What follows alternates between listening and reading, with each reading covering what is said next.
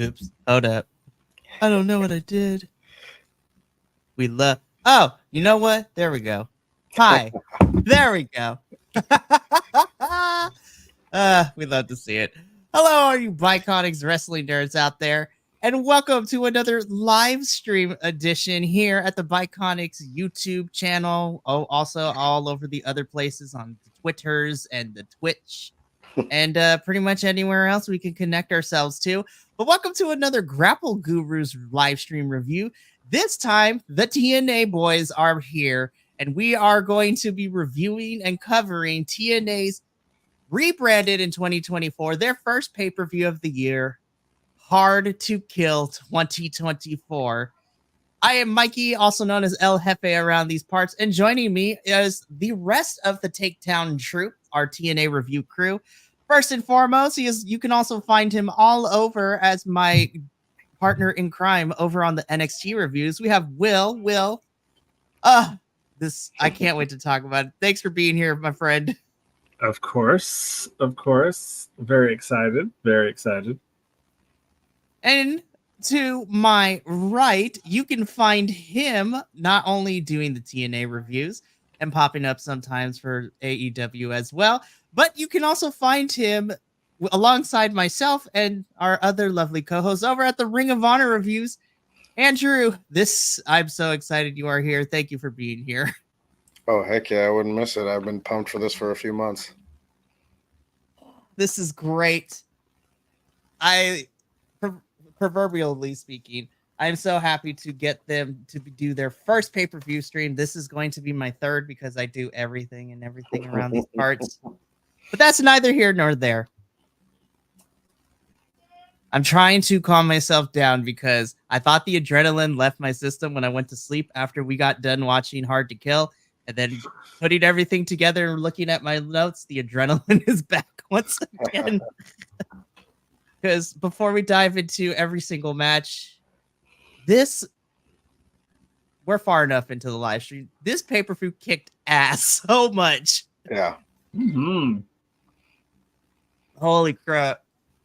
Just from the pre-show and then the beginning part before we got to the first official match, which we'll talk about with Eric Young, like that got to me.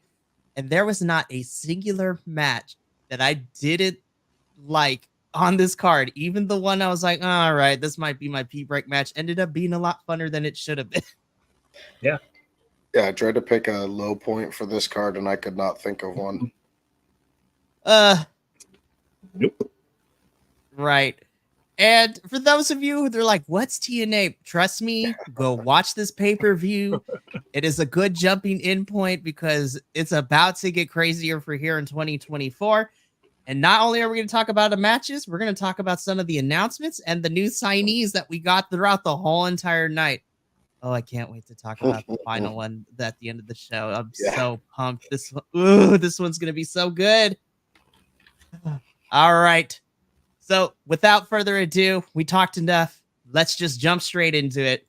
Hard to Kill 2024 is coming from Las Vegas, of all places, at the Palms, which is crazy for TNA to have a big venue like that. And Hard to Kill opens up, on the Countdown show, where we begin with our opener match, the first match of TNA of 2024. And this was a singles match, Rich Swann versus Steve Macklin. I'm going to be completely honest. This match rolled. And, normally I'm so trained with the pre-shows to not give us good quality wrestling. And I was not disappointed with all the matches we got on the Countdown. Yeah, this match, it felt like I said when we were watching the actual the match itself, it felt like it could have been like a main event of a weekly, one of the weekly Impact shows. But it was a good, fun match. It was more exciting than I might have expected it to be. Both of them are really good, but it was fun. It was a good opener. Yeah, I think our consensus for a lot of the matches are going to be like, this match slapped, or this match ruled, or this match kicked ass, or this match was this match was that. Yeah, I thought it was a great opener. I thought, Swan and Macklin both performed beautifully and exactly as I would hope for, I have to say, I guess not just for us watching, but I think for the performers, the wrestlers themselves, the idea that this is the first pay-per-view under the TNA banner, I think you could feel everyone was super energized, and it really came out in all the matches, even the ones that I thought were going to be kind of the electricity was incredible. And this one started our night off great. I was like, okay, if this is it, then this is going to be amazing. This match was so good. Shout out to Rich Swann for his Flash Funk inspired ring gear, was so good. I was just like, I love this. And shout out to the crowd at the Palms for this pay-per-view too. Like, a crowd can make or break a pay-per-view experience, especially for those of us watching at home. Shout out to the Vegas crowd, man, because they killed it and they were invested the whole entire time. Also, anybody who was there and is watching this, can you send us some of those hand towels? Like, I want a TNA towel. I want one so bad. I do too. That's where our Patreon money is going to go, to buy us TNA towels. I'll take the one that Josh Alexander wiped his face on. Okay. Sell that for money, or just frame it in your house somewhere. No, just put it in my house somewhere. Into the pillowcase. Yeah. There you go. I will never. I loved it. And tell again. It's so good. And you know what? Rich Swann is always a reliable talent to have. He always pulls it out. Steve Macklin is also really good too. And I'm happy to see that Steve Macklin picked up the victory here because, again, as commentary pointed out on the Countdown show, this was only really his third match since coming back from injury, which was crazy to me. I was like, whoa, I forgot. And I'm so happy he's back. We're going to pray to the wrestling gods that the injury bug stays out of the way for the most of 2024, because I'm ready for Macklin to start making his way back up into the title picture. Just like we'll talk about his eternal rival in Josh Alexander making that same path there. So this was really, really cool. So after this match, we got a couple things before we get to our tag team match. So first, got an introduction to the newest faction in TNA, the System, which is comprised of Eddie Edwards, Alicia Edwards, Brian Myers, and Moose, as well as former NFL player as well. I was like, okay. Hey, he's a former TNA star too. That is very fair as well. And so I was puzzled. I was like, uh-oh, it's a new faction. I was like, are we going to see multiple people pick up wins here tonight? And, we'll get into that. But I'm here for a new heel faction because there's not really many heel factions currently right now in TNA, and we need something to work with. Because, the last heel faction we had, the majority of them went to Ring of Honor and or AEW. PCO is the only one to remain. And Eddie too, but even still. Yeah, I think it's kind of good because, Moose and Myers especially were kind of like some of the main heels for TNA Impact. So I feel like putting them together with this faction is not only a good move for all of them to give them something new and interesting to do, but it also it gives a big bad, for TNA and all the performers to have to worry about, because we kind of see the dynamic they have of a tag team, a world title challenger, a knockout title challenger, and they all fit together. So I think it was a good choice, and it's fun. I'm excited to see where they go with this because it could be really good. Yeah, it was expected.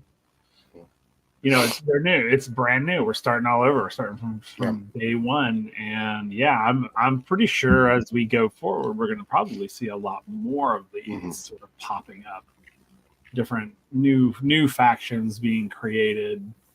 I'm excited to see where we're going with all of it, especially with all the new signings coming in and things. I'm pretty sure we're going to start seeing some team ups and clicks happening, you may say, especially with other potential collaborations that we could see some factions show up from other places Oh could my be pretty gosh. fun too. We'll get into that Yeah, I know. announcement, but I'm so excited for that one. But you know what? I'm here for a new faction, and if 2023 showed us anything across all promotions, factions are a big thing in all of the major Factions. promotions right now, and that's how you get a bunch of people on for television time, Mhm. and that's how you can have good storylines for a variety of divisions as well. Okay, so from here, Mm. in ring, we get DJ Who Kid, which, for those of you who don't know, DJ Who Kid is a predominant hip hop producer. And what I just as a sidebar, there is such a fun crossover because there's a lot of hip hop artists and producers who are big wrestling nerds as well. Hip hop and Mhm. wrestling like have always somehow magically combined and it's always worked. But DJ Who Kid's in the ring and he introduces AJ Francis, formerly known as Top Dollar from WWE. I want to make this statement before we get into the fun part because I don't dislike AJ Francis. But WWE has made it so hard for me to take him seriously because they did nothing but crap on him while he was in WW after his mistake of, tripping over the rope when he did the flip. Michael Cole buried that poor man and read him for filth.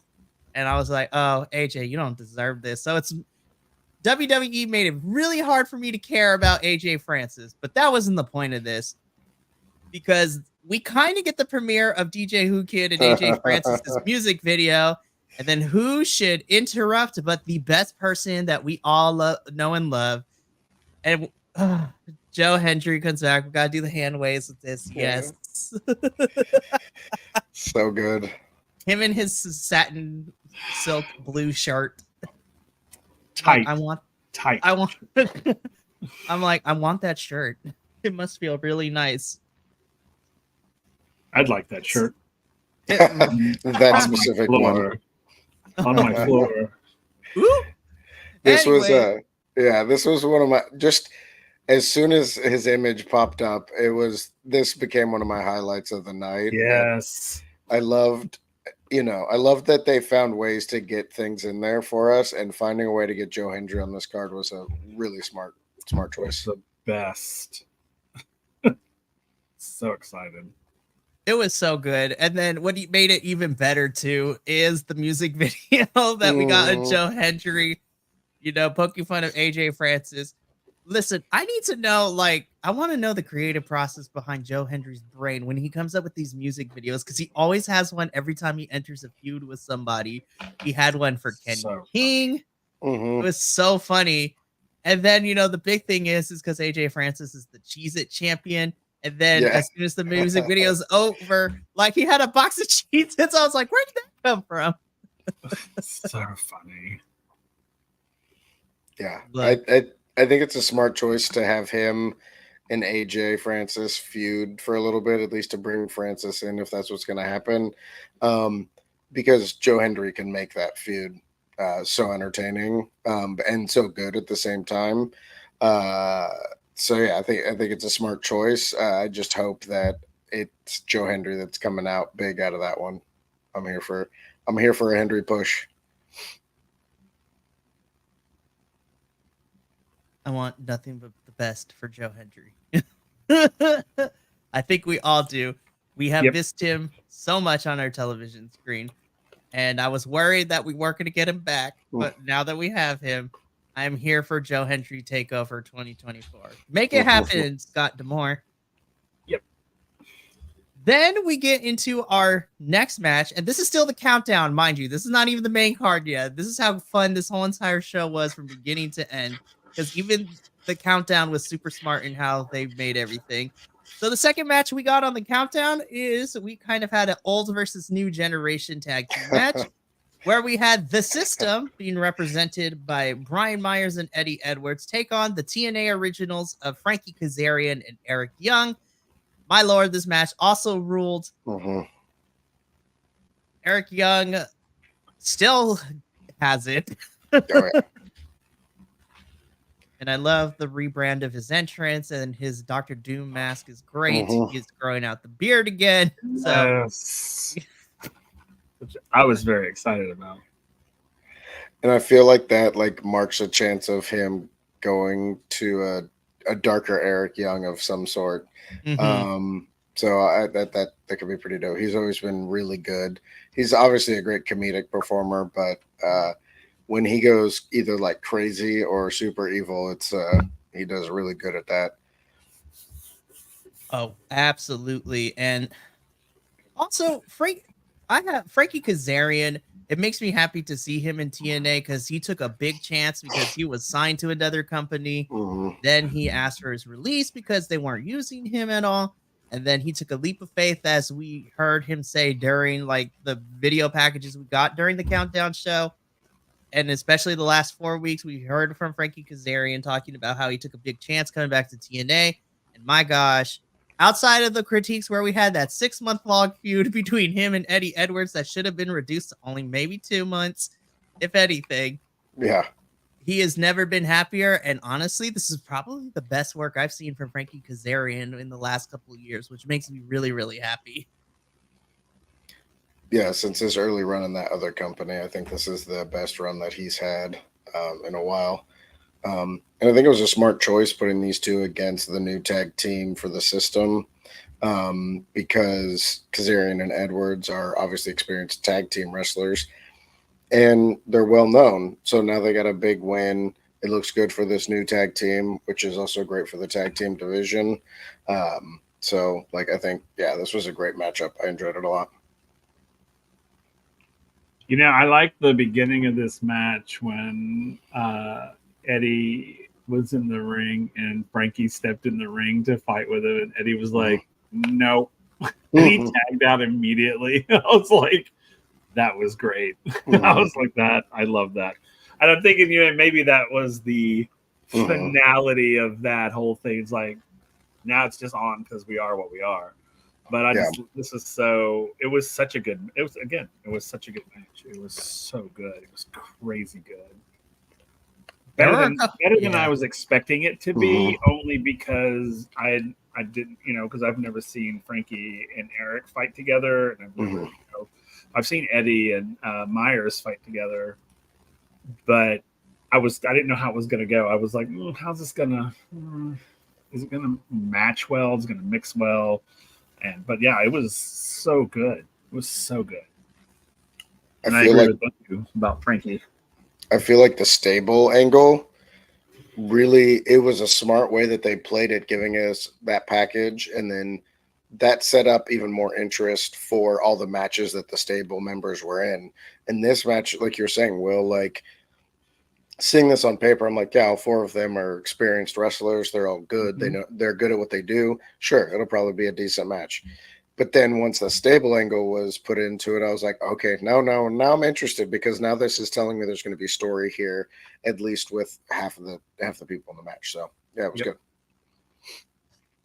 This was a great match. And the system pick up the victory here, which is good because normally I'm trained, and a lot of us are trained anytime we introduce a new faction. I'm trained that in their first match as a faction, they lose. They lose their first match, which I'm happy to see that they didn't. So I was like, thank you. TNA is doing the Lord's work in the sense of he, you know, brainwashing me of years of just used to these tropes that we see in other companies. Yeah, but I will say this: when they introduced this new faction, it threw most of my predictions out the window. Right? I was like, okay, I have such a good thing, and then when they introduced the faction, I'm like, well, crap. Well, it's too late to change. Yeah, I know. It's too late to change my predictions now. Which, by the way, we still did pretty good.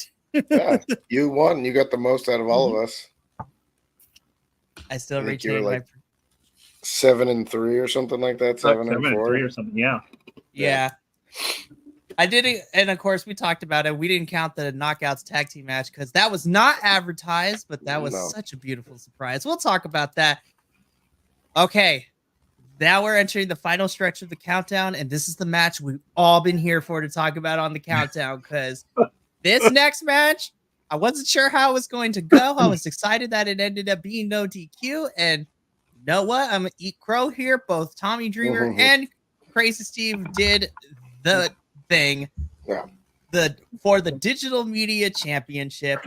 in a no DQ match, Tommy Dreamer going into this match as champion, defending it against his longtime friend, Crazy Steve, in what we should have gotten months ago. Yeah. But you know what? We got it here, and this match kicked ass. I love this so much. Yeah. Yeah. Yeah. I do feel like this match was continuing the trend that we got from Impact over the last 6 months or so of like, where's the build? And then we get to the match and we're like, well, the match was awesome. It would have been nice if there was build, but the match itself was still awesome. So yeah, it was cool. Glad it happened and glad it went the way it did. I thought that both of them, because I wasn't sure how this was going to go. I didn't know if this was going to be one of those where you're just like, oh gosh, just let it be over with quickly,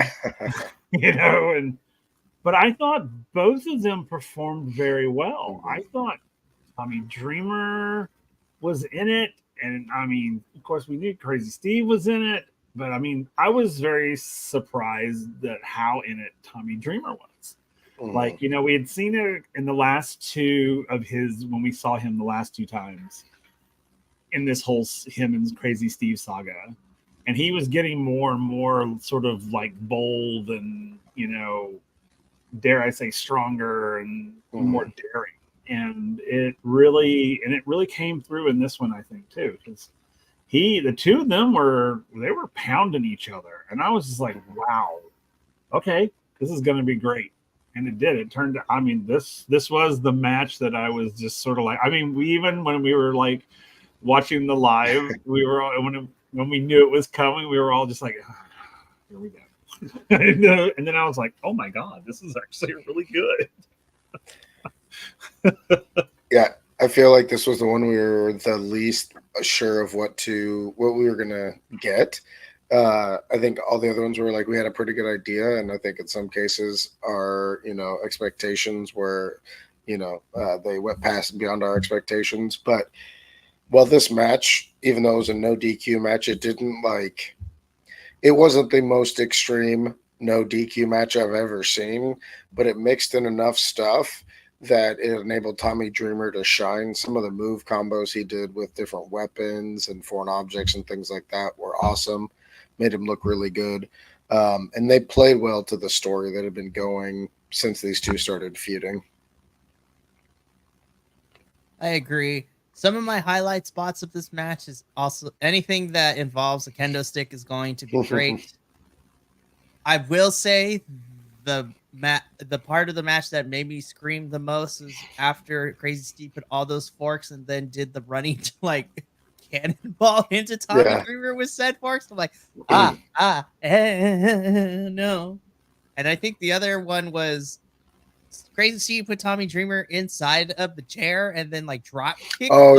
Like leg dropped on it. I was like, oh no, what are we? No, don't. No, what are we doing? But of course, Crazy Steve pulled it out, and I was like, thank you.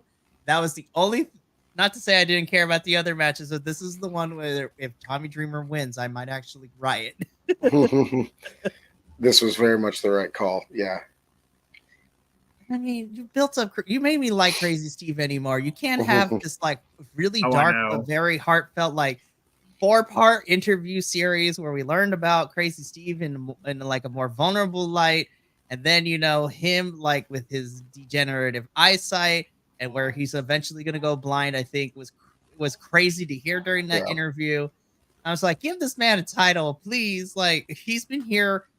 I keep forgetting that Crazy Steve has been in TNA for the longest time. He was part of when Abyss was around, and that was like years ago. Like, holy crap, man. But Crazy Steve is our new digital media champion, and man, I hope he does cool stuff with this. It's like now if you're going to go after the title, it has to be some sort of Crazy Steve stipulation. Like, give me a haunted house match or something. Yeah. I mean, it's digital media, right? It's supposed to be like a TV title meets an internet title kind of thing. So it should be some crazy stuff that's like, something you're gonna see on the internet or something like that, or that's gonna get a lot of views. Like it needs to be something interesting and unique. I hope we bring back the digitalmedia.com like battle matches where like what Jordan Grace and Matt Cardona did, where they're hitting each other with keyboards and choking each other out with mouse wires. It was ridiculous, but so good. And you know what? This ended the countdown. So, oh boy. So this was a nice appetizer. And we even said it during the watch along. Go check the Patreon if you want to see our full thoughts. But holy crap. The countdown was good.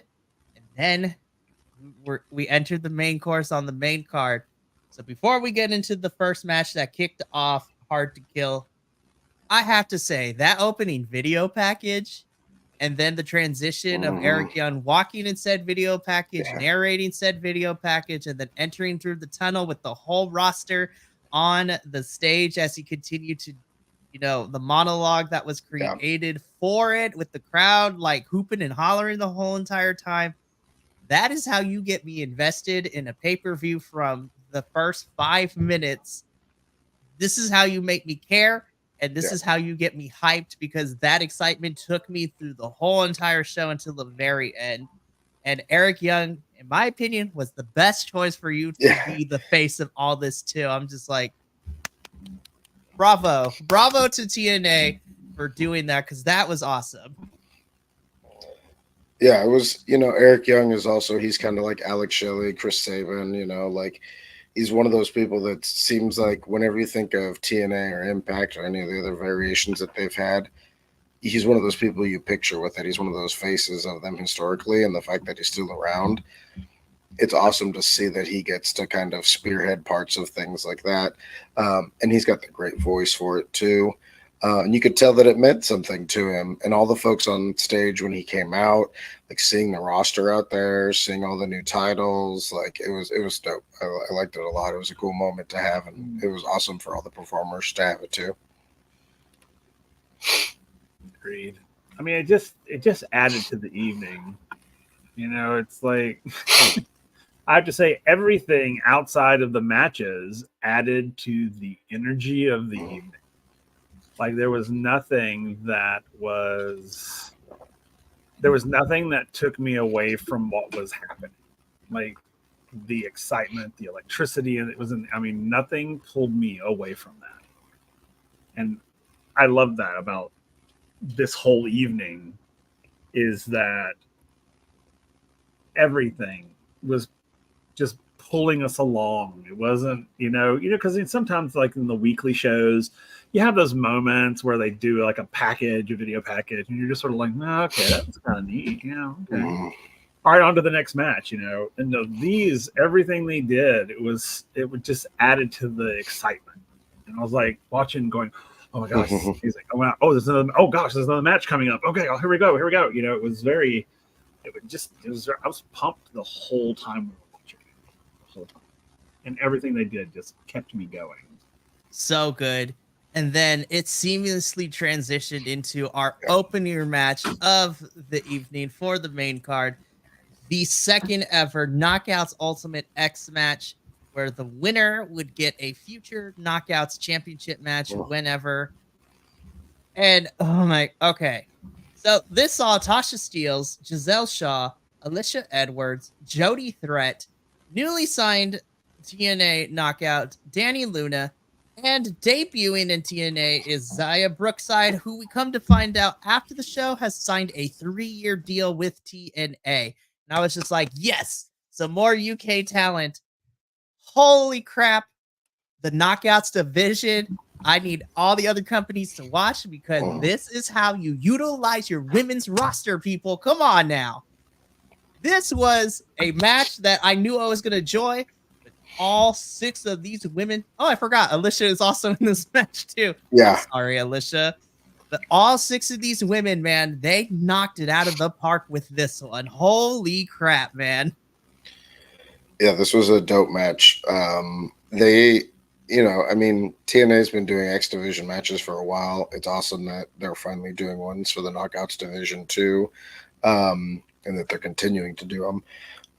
But they booked them really wisely. Like everyone gets a moment to shine. People get some time to interact with different people.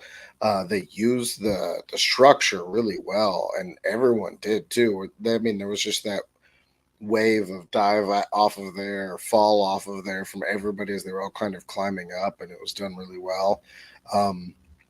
It was awesome to get to see Danny Luna and Zaya Brookside basically debuting or re-debuting in TNA, and see them in there with some of these other performers to really see what they could do.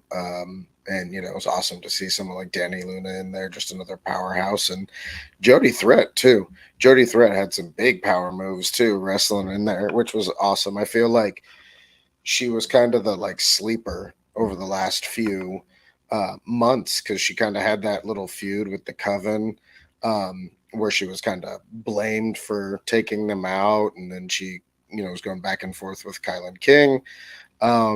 But even after that stopped, she still popped up and wrestled some matches where she was just like the other knockout thrown into matches.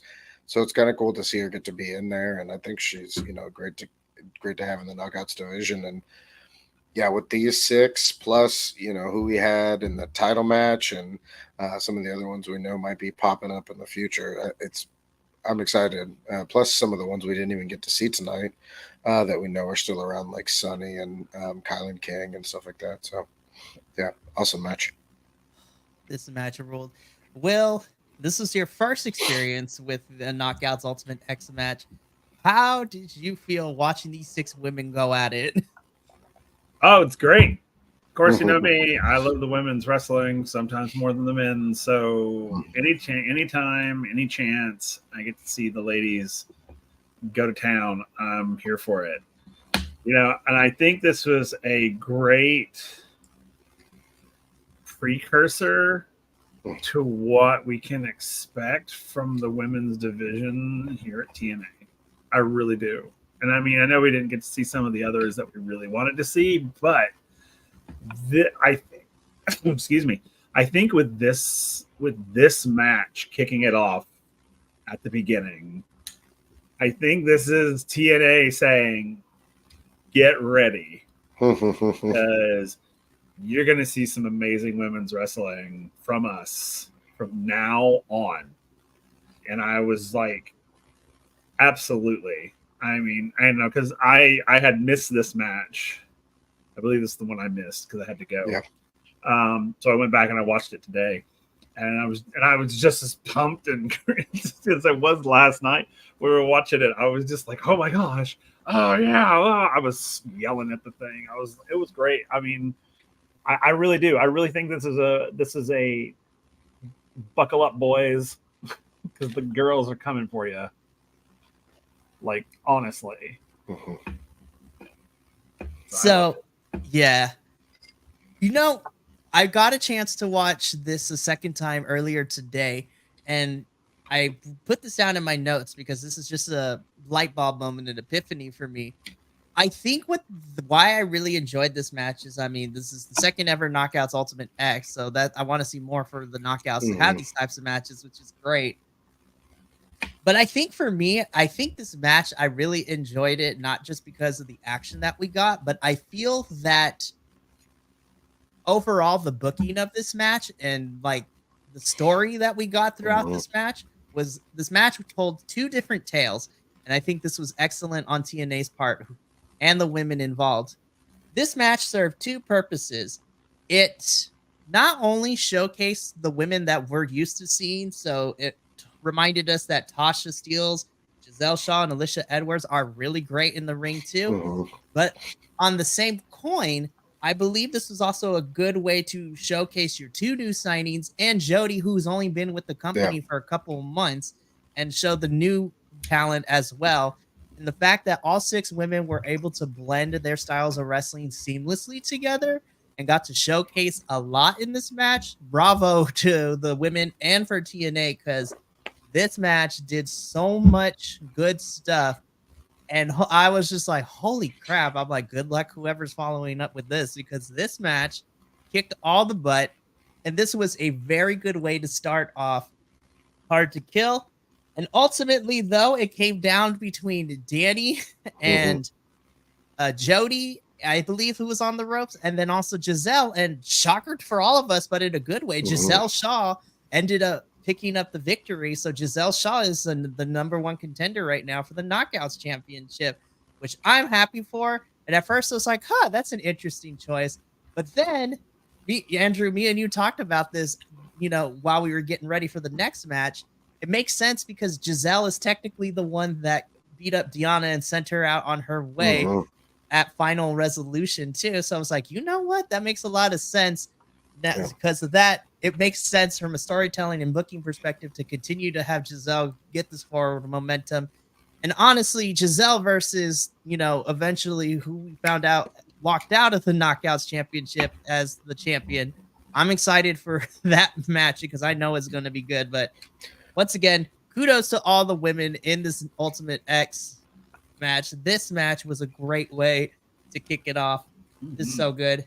So then really quickly, we got kind of confirmation because we saw a backstage segment in the hotel lobby with AJ Francis and DJ Who Kid, which basically confirmed that we're pretty sure that Joe Hendry and AJ are going to feud for a little bit, which I'm all here for. This is going to be great. And then I wanted to hate this match on paper when it got first announced because we all were like, why is this on the main card? But it ended up turning into something even better.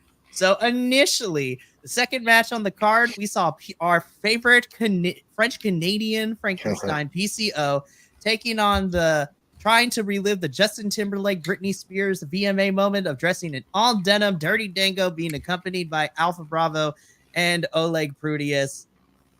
I wanted to hate this match at first. And then we got the DQ, which means we all picked PCO, so technically we won this one. Oh, that's true.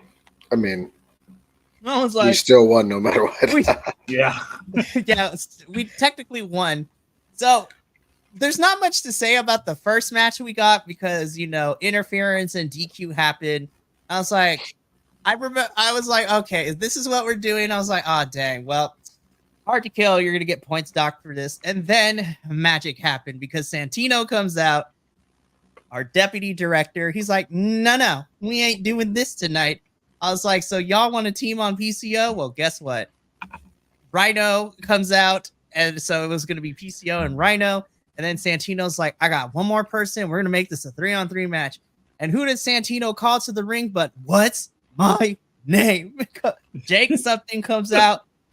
And immediately I was like, oh, this is the best match. 10 out of 10. Don't care. We haven't even started wrestling yet. But anything with Jake for me, because I know he's going to ragdoll people across the ring, is going to be great. That is exactly what happened. Bell rings. This ended up being kind of a match, but honestly, this was Jake something ragdolling people left and right, kicking major butt, and just the face team just kicking all the ass in this match. I mean, the stuff with PCO when it was just him and Dango. He did hit some pretty crazy moves onto the apron. He did some big stuff like that, and we talked about it during the live watches.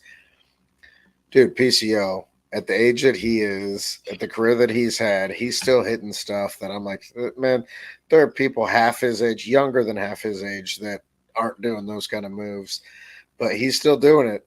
And then, like, when they introduced Jake something, the fact that they found a way, I love that they found a way to get Santino on the show. Yeah, the fact that we also get to see Jake something come out after getting the surprise of Joe Hendry, like, I didn't even care when the match started. The match could have just been meh. It was still fun, but even if it wasn't as fun as it was, I didn't care because they found a way to get Jake something out there. It was awesome.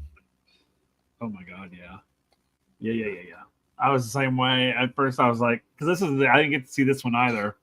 I caught the end of it when I got back. So I saw who won. Yeah. I didn't see any of the stuff leading up to it. So when I was watching this today.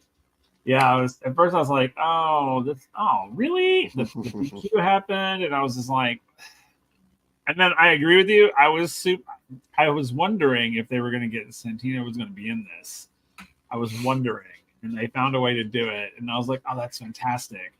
And then when they were like, oh, I'm going to bring Rhino into this, and I was like, oh, okay, cool. Oh, okay, this match just got really interesting. And then when they announced Jake something, I was like, oh. Okay. Okay. So now I just get to watch Jake toss people around, and I'm good with that. It's like I'm totally good with it. And it was great. It was a fantastic match. I mean, again, it's one of those matches that I was kind of like, why is this here?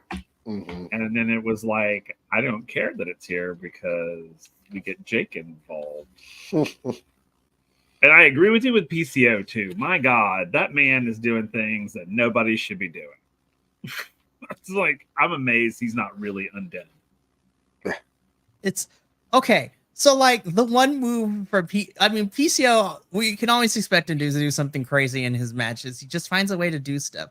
The one move that made me go, oh my gosh, what is this man doing? Is I don't even want to call it a swanton, but he like literally like, well, not even flopped. He like ragdoll. He gets to the top turnbuckle and he ragdolls himself onto the like edge of the ring apron and like literally chops Dango in half. I'm like, oh, so they're gonna feel that in the morning. And I was just like, he's just when he did the like rolling senton onto him on the apron. Gosh, man. He does that in almost like every match, and it's like, dude, how are you doing that? Yeah. How are we not? How are we not hurt yet? How is he not hurt, and how is he able to do it so well? Because he's not small either. No, and his opponents are fine too. Like, yeah, that is. You bring up a good. The target area is so tiny for him. Yeah, but you can bring up a good point. He is very graceful. Actually, when he does move, a lot of his moves.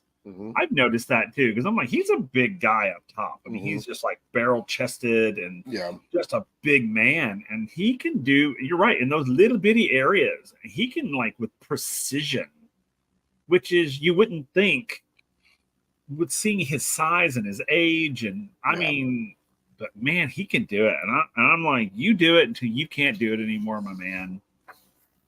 Don't let anybody tell you otherwise. Especially considering this is a dude that a few months ago took a power bomb onto cinder blocks with thumbtacks. And then just got up and kept going. And I'm just like, and on top of that, he wrestled with the thumbtacks like embedded into his skull too. I was like, oh my gosh. PCO needs to challenge Crazy Steve for the digital. Yes. That would be fantastic. Just for the entrances alone. Shout out to PCO entrance, by the way, to this match of him being reanimated. That was so good. Yeah. It was, you know what it was, is that was one of the most pay-per-view quality ring entrances that we had. Like, there was theatricality to it, but it was simple the way they did it. It was so good. So good. Agreed. Totally. I love it. And I'm so happy PCO decided to re-sign with TNA. And because remember, we got the announcement like right after Bound for Glory that PCO was the first re-signing for TNA after that announcement at Bound for Glory. So I was just like, oh, I can't wait to see him. And then we kind of got PCO like sparingly, but I was like, oh, 2024, man. I'm so excited to see what we do with our French-Canadian Frankenstein. I'm so happy. And yep. As if we didn't say it already, the PCO, Rhino, and Jake Something pick up the victory here. Listen, if this is how we're going to use Dango with just him being a turd and then just having people ragdoll him, I'm all here for it. I do wish we got the Fashion Police version of Dirty Dango because I miss the Fashion Police. I still love when he was trying to figure out who had taxed Santino when he first joined the company, and then he had the whole murder board. I was just like, I love me a good murder board. It's so much fun and so good. And then, I did some research. Dango re-signed with TNA, so he signed for a year contract. So he's going to be sticking around for the year. So even though I don't like his character in the presentation, I do like Dango as the wrestler. And I feel like he wasn't utilized property in the other company. So I'm happy to see him be here and be part of something fun. Okay. So before I change the next picture, though, I want to preface. This next match was surprise. It wasn't advertised on the card, so there was no card for this. And I'm going to spoil it right now because the card I have is announcing who won the match. So I'm just going to get out of the way. We have new Knockouts Tag Team Champions, and they are the Death Dolls. No, they're not. They're not the Death Dolls anymore. They are Decay, which is now comprised of Havoc and Rosemary. So they are your new Knockouts tag team champion. But now that we've gotten spoiler out of the way, when I tell you Andrew and Will witnessed me turn into a 5-year-old boy, as soon as MK Ultra's video package and music hit, I lost my mind. I screamed like a girl, and Andrew and Will joined in with me because we were all yelling and screaming at this as well. Holy crap. Scott Demore, I swear you're listening to us because we complained about not having MK Ultra on our television screens and us being kind of frustrated with you for cutting their match at Bound for Glory. And they were a surprise, and the audience went nuts. Yeah, this was so good. And they built this up the right way too, from all the way from the first entrance to when the match started. So smart, so good. I think when Andrew and I were doing the review for the clip show that we watched, we were talking a little bit about this because you had talked about it, about that they had not released what the belts were going to look like yet. Mm-hmm. And because we did a whole thing on the belts too. And I had been thinking about that ever since. And I was like, this was their plan all along. Mm-hmm. And I love that they were just basically like, we're not going to worry about those. We're not going to, they probably won't be there. We probably won't premiere them at the thing, totally had us. Totally. Mm-hmm. And then when this happened, I was just like, holy crap, you guys got us. You got us so good.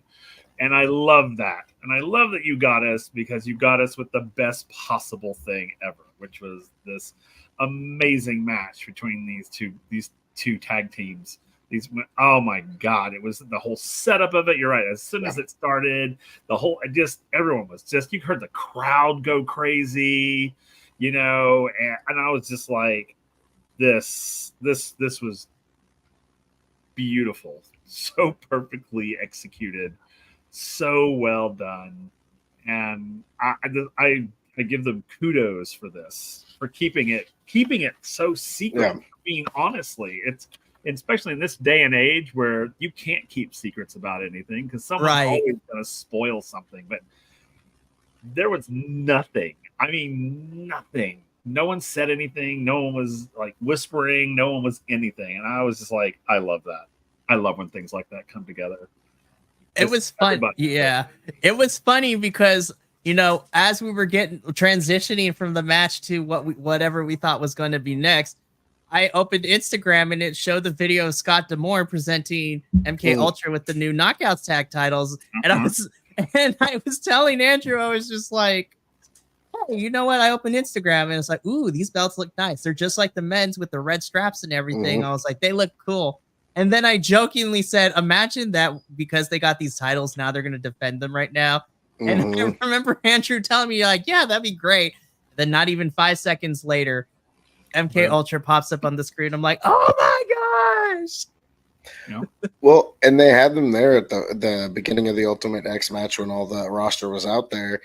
They were standing like at the front on what would be stage right for the entranceway. They were out there at the front. They never really focused on them. You caught them for a second. But I was like, man, how lame is that going to be if they just reveal the belts on Instagram and then they're just out there with everybody else, but that's all we get from them. And then the fact that they were able to make this such an exciting match and something so fresh by making a small change, of going from Death Dolls to Decay.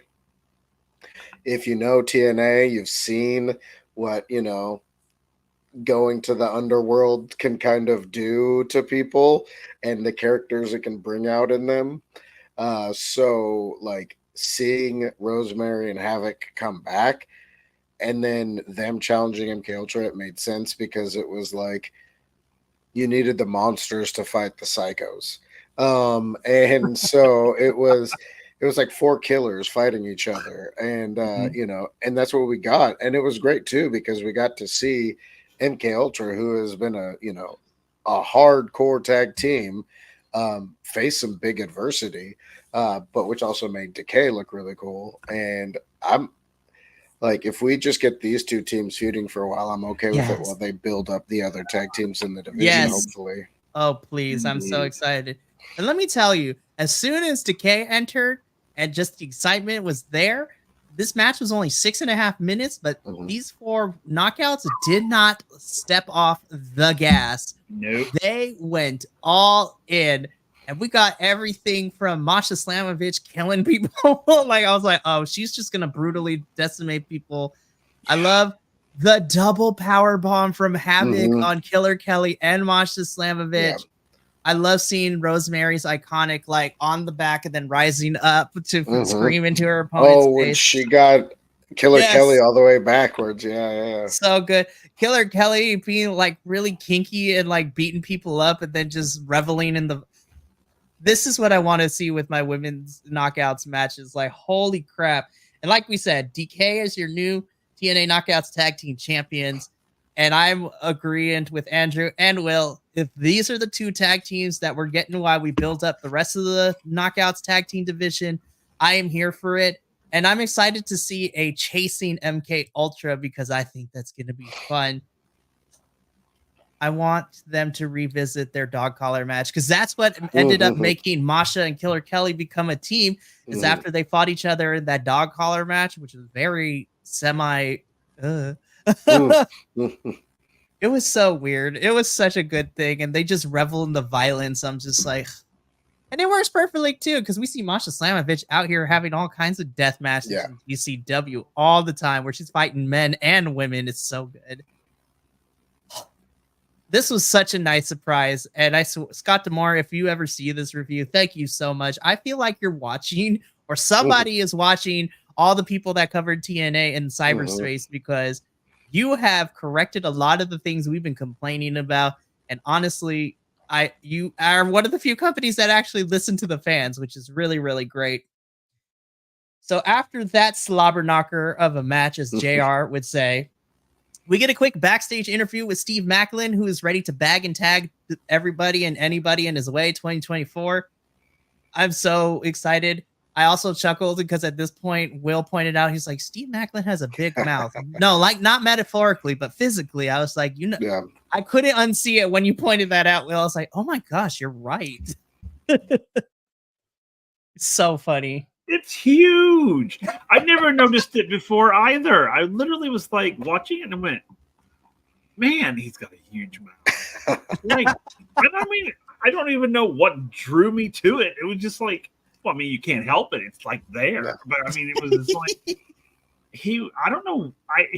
We've seen him do these sort of close-up interviews before, and I don't know why I've never noticed it. I don't know why last night suddenly it's like Macklin's mouth was there, and it was like it was only his mouth, and there was nothing else to him. I was just like, I couldn't stop looking at it. I was just like, I tried. I would look away, and I would come back, and my eyes would go right to his mouth. It's huge. And now all you're going to do is watch his mouth every time he's on. I know. I'm going to start calling him Mouth. Steve the Mouth Macklin. Exactly. Yes. I love it. And shout out to Mr. and Mrs. Parasso had a great Saturday night. Steve Macklin won his match. Deanna won her debut in-ring match against Red Velvet on AEW Collision. It's a happy day in the Macklin household. And it was also a happy day in Las Vegas because before we got to our next match, Scott D'Amore is the saint. We need to protect this man at all costs. I don't care what anyone says. I don't care if he's a big Canadian man. Like, this man cherishes the relationships that he has built with other companies. And this is where we get the announcement where we officially are expanding and bringing more talent across the border, so to speak, for both ways, mind you. Yeah. And this is where we get the announcement of the TNA and AAA and the Lucha Libre Federation in Mexico. We get the announcement that we get a partnership between the two companies.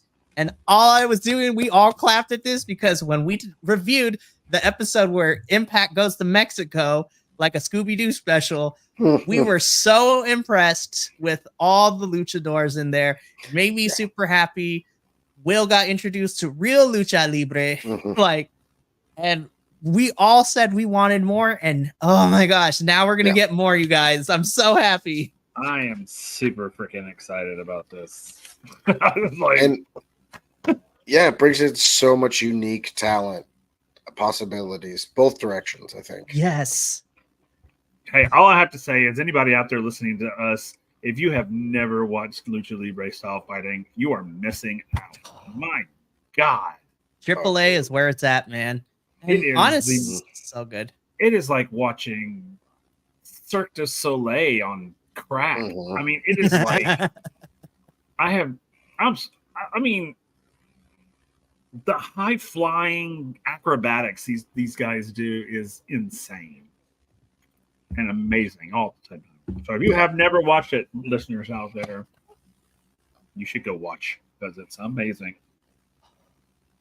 It is, and it made me so happy.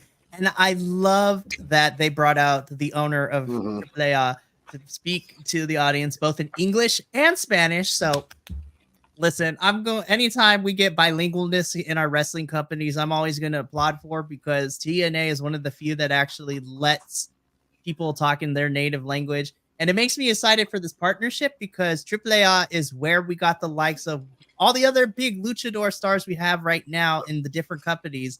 AAA is responsible for, Dragon Lee in WWE, and Kingo. the Kingo, Penta, and Rey Fenix, and just I mean, so even people excited. like Taya Valkyrie built Yes. up their careers over there. Like it's not known as much generally to the wrestling community, like the non-wrestling or casual wrestling community. But I mean, AAA is like, I mean, it's like WWE in Mexico. Like it's the big, it's one of their big federations, and all like Commander. I mean, you can't forget the great AAA champion QT Marshall. That's funny. No, but yeah, no, it's cool. I think mixing in also some more luchadors with X Division, bringing in some of the not as high flying luchadors, but some of their other characters that they have in AAA to face off against some of the variety of people they have in TNA. And TNA stars getting to go to AAA too can have. I mean, we saw how many cool matches they could have going over there. I'm so excited for this partnership, and what a way to christen said relationship. Mhm. And okay, so from this point on, I enjoyed all the matches we got, but from this match onwards, this was just non-stop. And honestly, I still can't figure out what ends up being my match of the night. I still haven't picked at this point because revisiting everything, I'm just like, I can't pick one. And the matches prior to what we're about to talk about now are also really good and in contention for good match of the night for me. But let's get into it to christen this new relationship. This is the triple threat for the X Division Championship, and we're getting representation of TNA, New Japan, and AAA. Chris Sabin defending his title against Kushida and El Hijo del Vikingo. Oh my God. Like this. Listen, we talked about how the knockouts tag team match in the 6.5 minutes they did not let up on the gas. These three boys did not let up on the gas either, because I'm at a loss for words. I'm like, what so a good. Great, diverse, and multicultural match this was. It's like, I loved this because, well, all three of these men were amazing, but because it was so diverse, and I'm thinking, we need more of this. We need more of this. I want to see, and don't get me wrong, I love it when my big strong white boys fight each other. But I want to see more of the sort of cross-cultural fighting. I mean, with this partnership with AAA, I'm super excited about, because I'm really hoping that we'll see more of them in TNA as we go, and vice versa, and TNA going there, and that sort of exchange of talent, and teaching us, I say us, but TNA wrestlers a lot about what AAA wrestling is, what Lucha Libre is. I really hope also that they bring in more of like the New Japan folks. Yes. And because I really enjoy that style as well. And I think that, and like they said in the whole intro, the idea of how, the two styles, bringing the two styles together. Imagine bringing all three of them together in one house.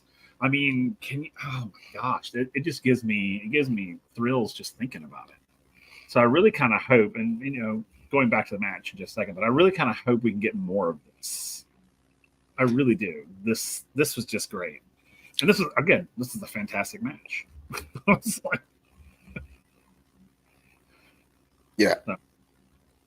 I think, like you said, Will, I think we've seen them bring over some New Japan talent, especially recently, and they seem to have a good relationship with them. So I agree. If we can get those three companies to work together, especially because TNA is kind of a mixture of basically American and Canadian wrestling. So you've got that North American wrestling, you've got the Lucha Libre wrestling, and then you've got Japanese style and the varieties that brings with it too. It always makes for such entertaining matches. You think of some of our favorite matches that we get to see, and they're usually matches with stars from other companies. And it just gives for such variety. Yeah, it was awesome. I loved this match. And I have to say, I would love for TNA to be the place where we get more luchador champions, in a variety of divisions, but more Lucha Libre champions in non-Mexican promotions. I'd love to see a luchador hold the world title, the X Division title, the digital media title, the knockout title. Get some, women from Mexico too. Let's bring some of those wrestlers up. We don't see that very often of people who wrestle traditional luchador style wrestling as world champions in a lot of other promotions. So I think TNA is a great place for it. And this cross promotion is a great job. Could you imagine a pay-per-view? Go with me here. A pay-per-view where you bring all three of those companies together and create these cross-promotional matches and create some kind of really specialized championship belt. Mm-hmm. And then have this huge international wrestling federation type thing. I would be on board with something like that so fast that people's heads would spin. I mean, imagine. I mean, yeah, bringing even European style fighting over. Mm-hmm. That sort of England, I mean, how freaking amazing would that be? I mean, just to watch these different styles mixing and matching and interacting with each other. And I would love something. It could be the NWA title was back in the territory days where the title could go through the different territories, but instead it's international. Yeah. Because TNA, cool. They go to Australia, they go to the United Kingdom, they go to Scotland, Ireland, England. So yeah, you mix all those places together. Do it. I would. Scott, do you hear us out there? Put that on your list. Okay. So I don't even know where to start with this match because just from beginning to end, everything was so good. Mm-hmm. Vikingo being your high flyer and just doing everything and anything was that poison Rana off of the top rope was awesome. And then compare that to Kushida. Oh my gosh, that hoverboard lock every time and just a submission expert to begin with too. Just everything looks so painful. I will say the last 2 minutes of this match was just baller because you had Chris Sabin. Again, Chris Sabin, 20 years in this company with TNA, and this man just doesn't have a bad match. Like him and Kenta killed it at Bound for Glory. And then he has this triple threat against Kushida and Vikingo. And this was awesome. This man continues to surprise me.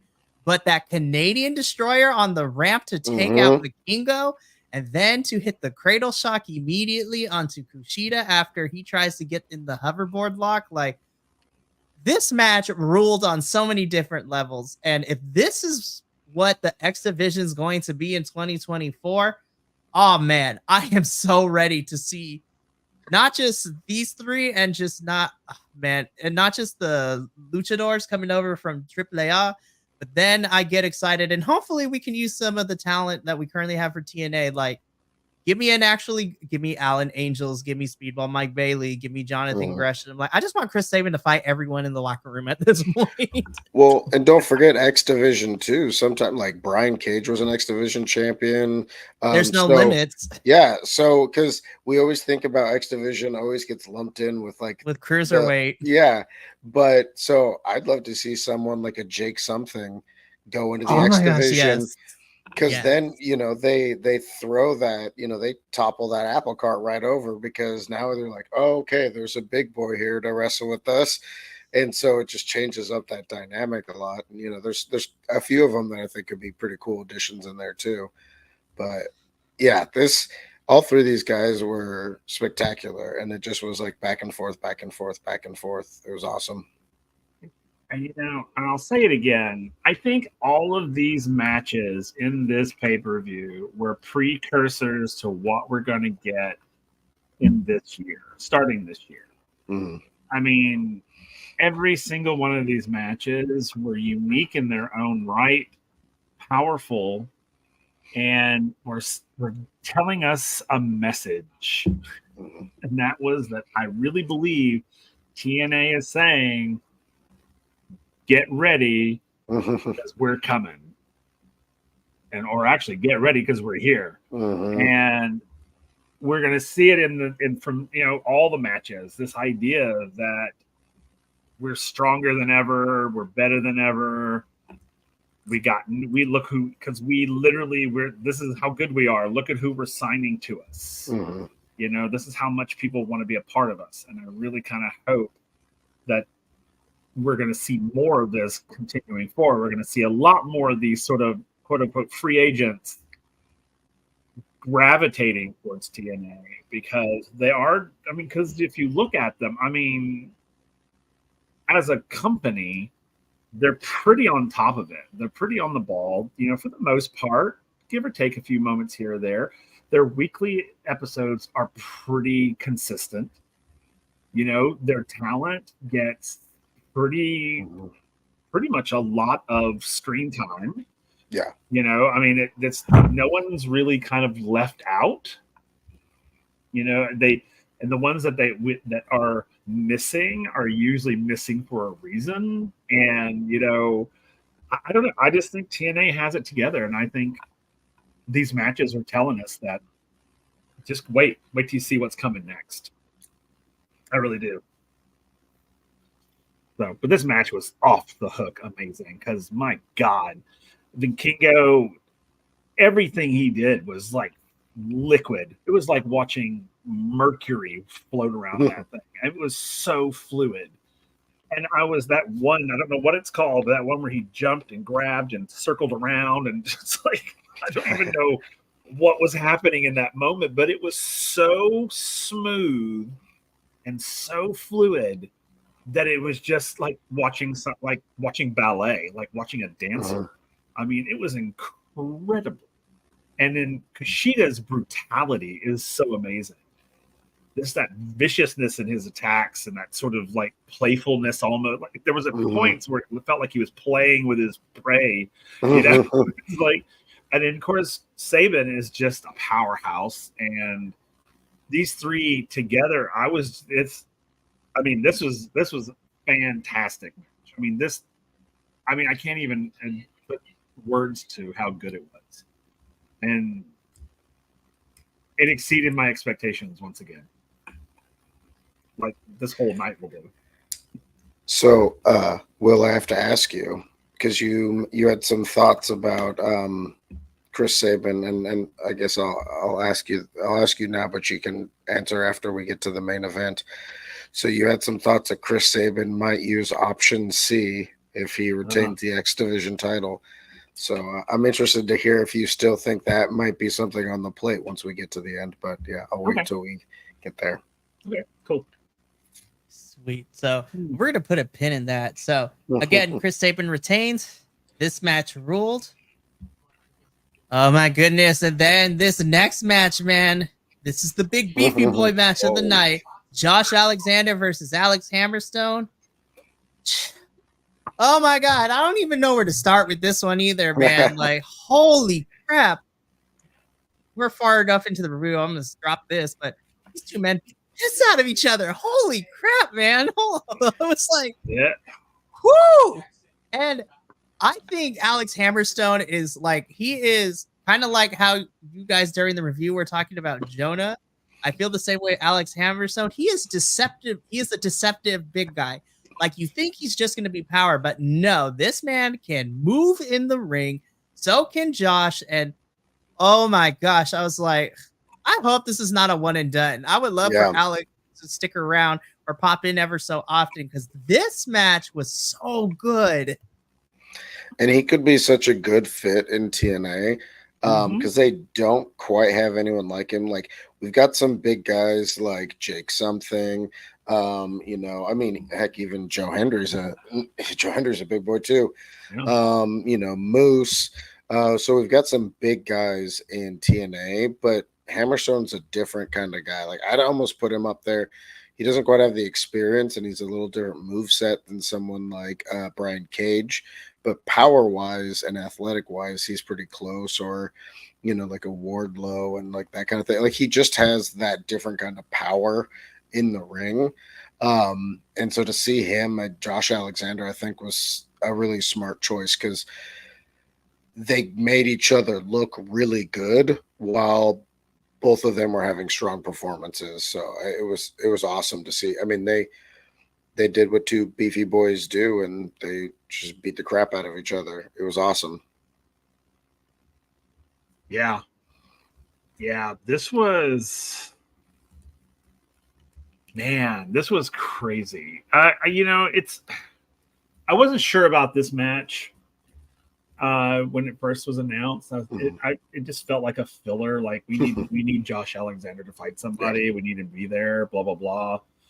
But man,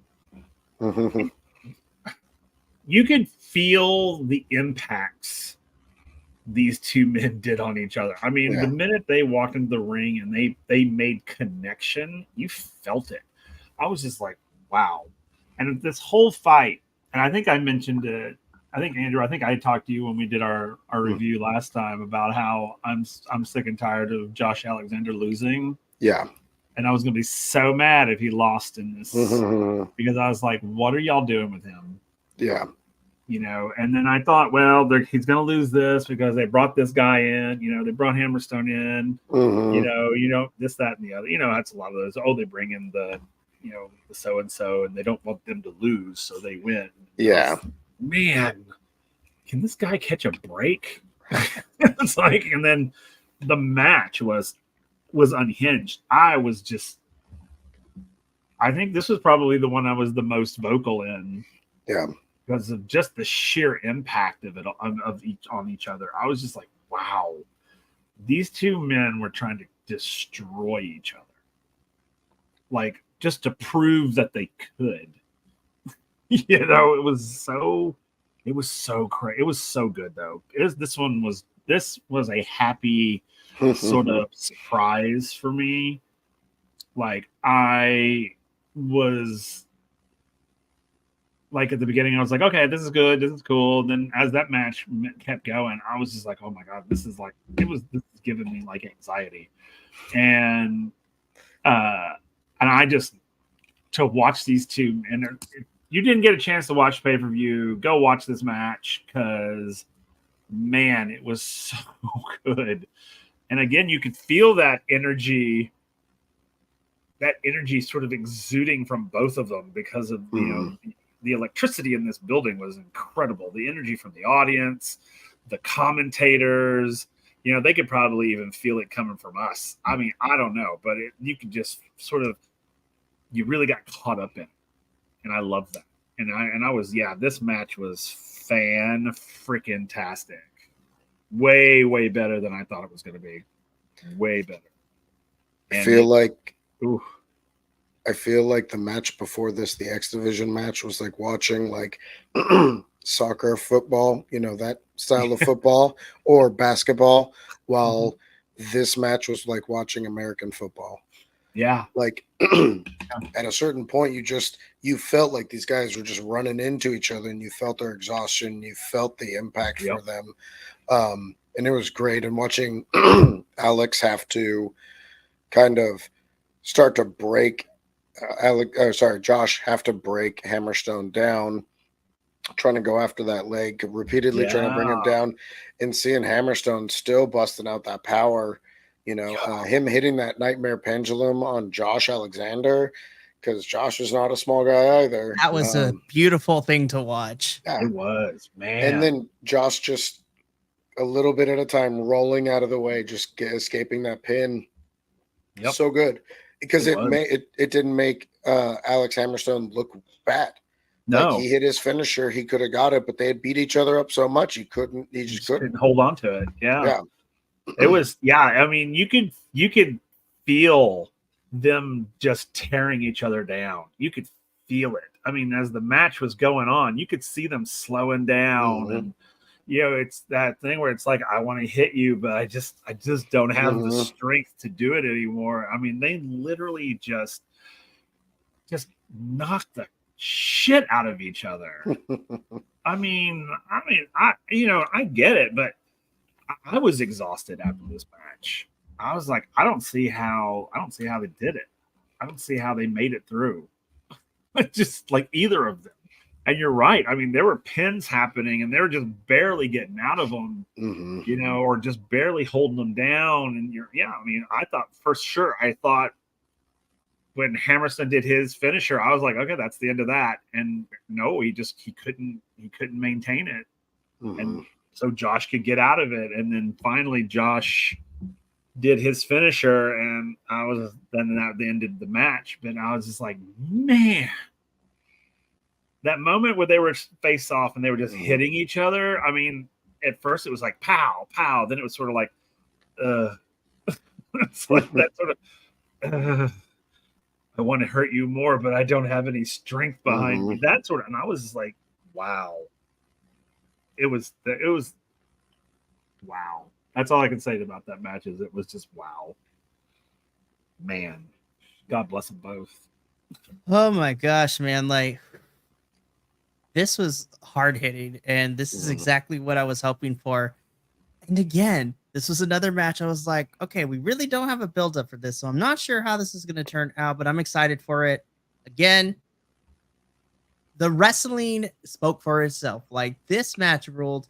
Josh picks up a victory, which is important because we always talk about storytelling here. This is important because it continues to build Josh up after losing for the last couple of matches he's had, and now we're starting to see him pick up wins. He picked up a win with Zack Sabre Jr. at Final Resolution when they teamed together, and then Josh picked up a win against Alex Hammerstone here, which puts him in prime position.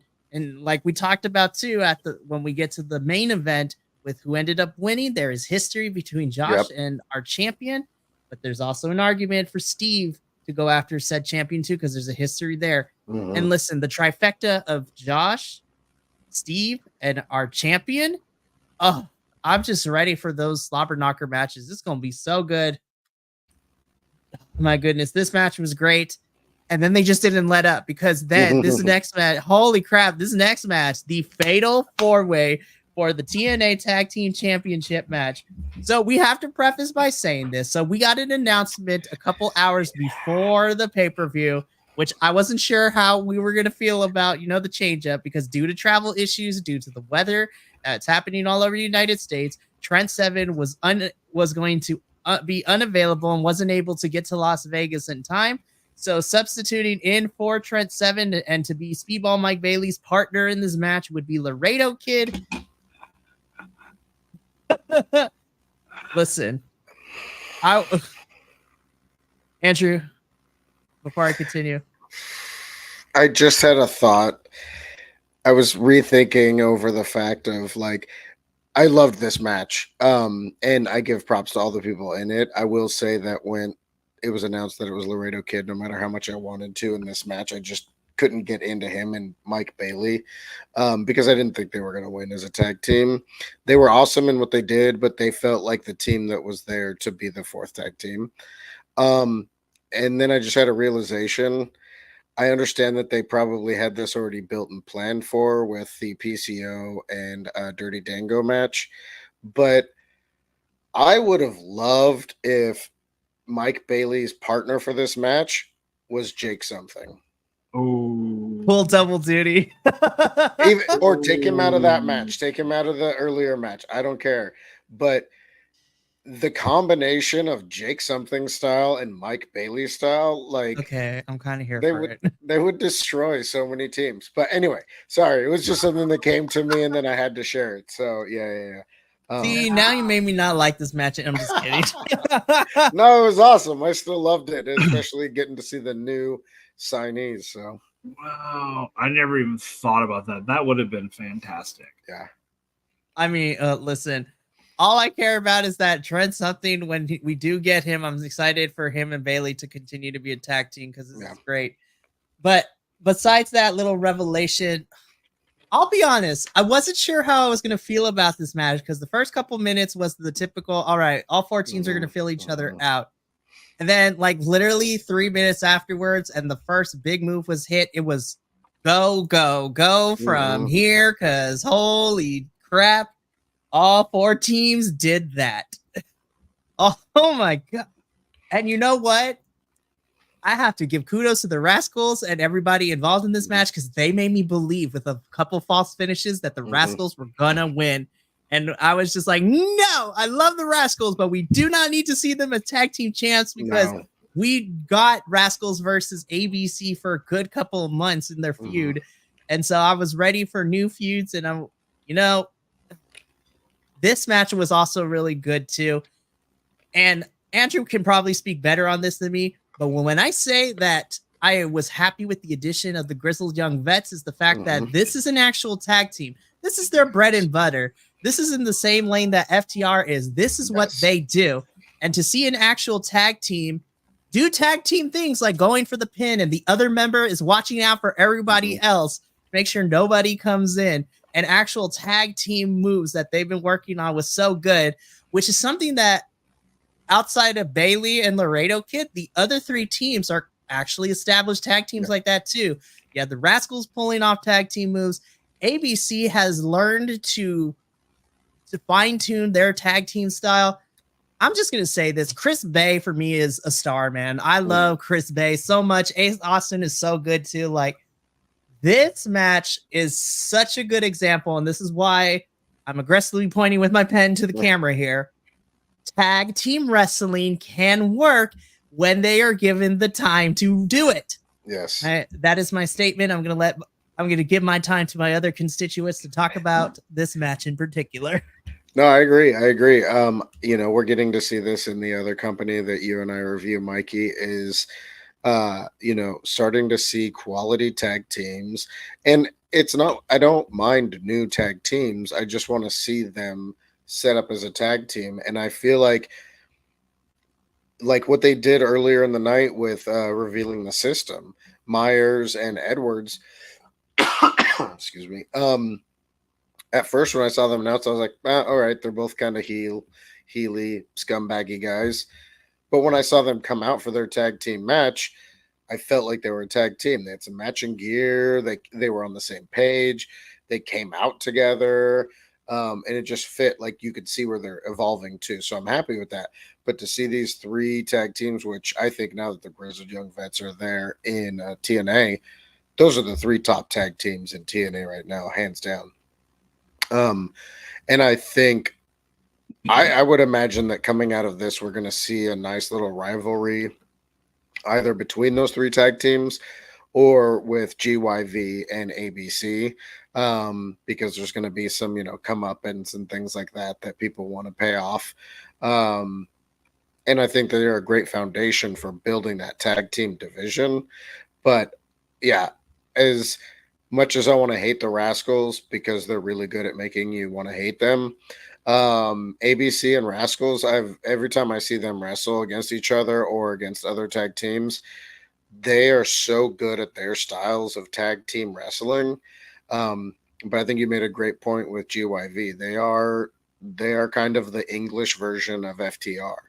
FTR is that classic throwback, like Midwest kind of tag team. Like, they like took all those classic tag teams and took that style from them, and that's what they brought in. And Grizzled Young Vets are the English version of that. And it's awesome to see that here now, because it brings a little difference. But man, I love that these are real tag teams, and you can tell that they love tag team wrestling. Like they want to be the best in this division, not two people who want to be world champions but aren't getting the title push or aren't in the picture right now. So let's just throw them together to have another tag team. Like, they legit are tag team wrestlers and want to be tag team champions. Will, your thoughts on this fatal 4-way?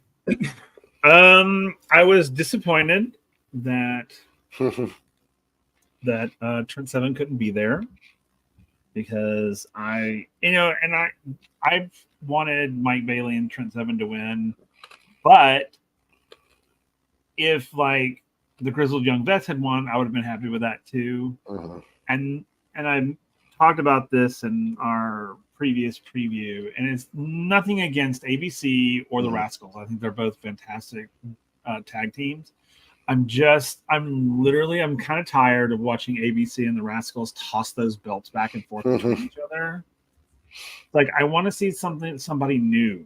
I want to see a new set of tag team wrestlers take the belt, hold on to it, make it something else, and start getting new blood into the tag teams. Because again, and I will concur with everything you guys said about the tag teams themselves. Absolutely, they're all amazing. They're fantastic. They work great. They have their thing. But I'm literally to the point. It's like I know what they do now. It's that sort of like, it's like watching them do the same thing over and over and over and over again, and eventually it gets old. And it did for me anyway, because it's like ABC had it, then the Rascals took it, then ABC had it, then the Rascals took it, then ABC took it, and then every time they fought together, you even guys could sit there and go, okay, they're going to do this move next. Okay, they're going to do this move next. Okay, they're going to do this move next. Okay, the Rascals are going to pull out the spray paint. Okay, this is going to happen. I mean, I really want something new. I want somebody I don't know. I want someone that I can go, ooh, I don't know these guys, but they wrestled amazing, but I don't know anything about them. I want to watch and see what they bring.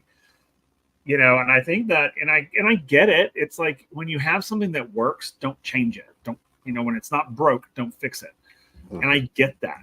However, I think ABC and the Rascals need to come up with new material.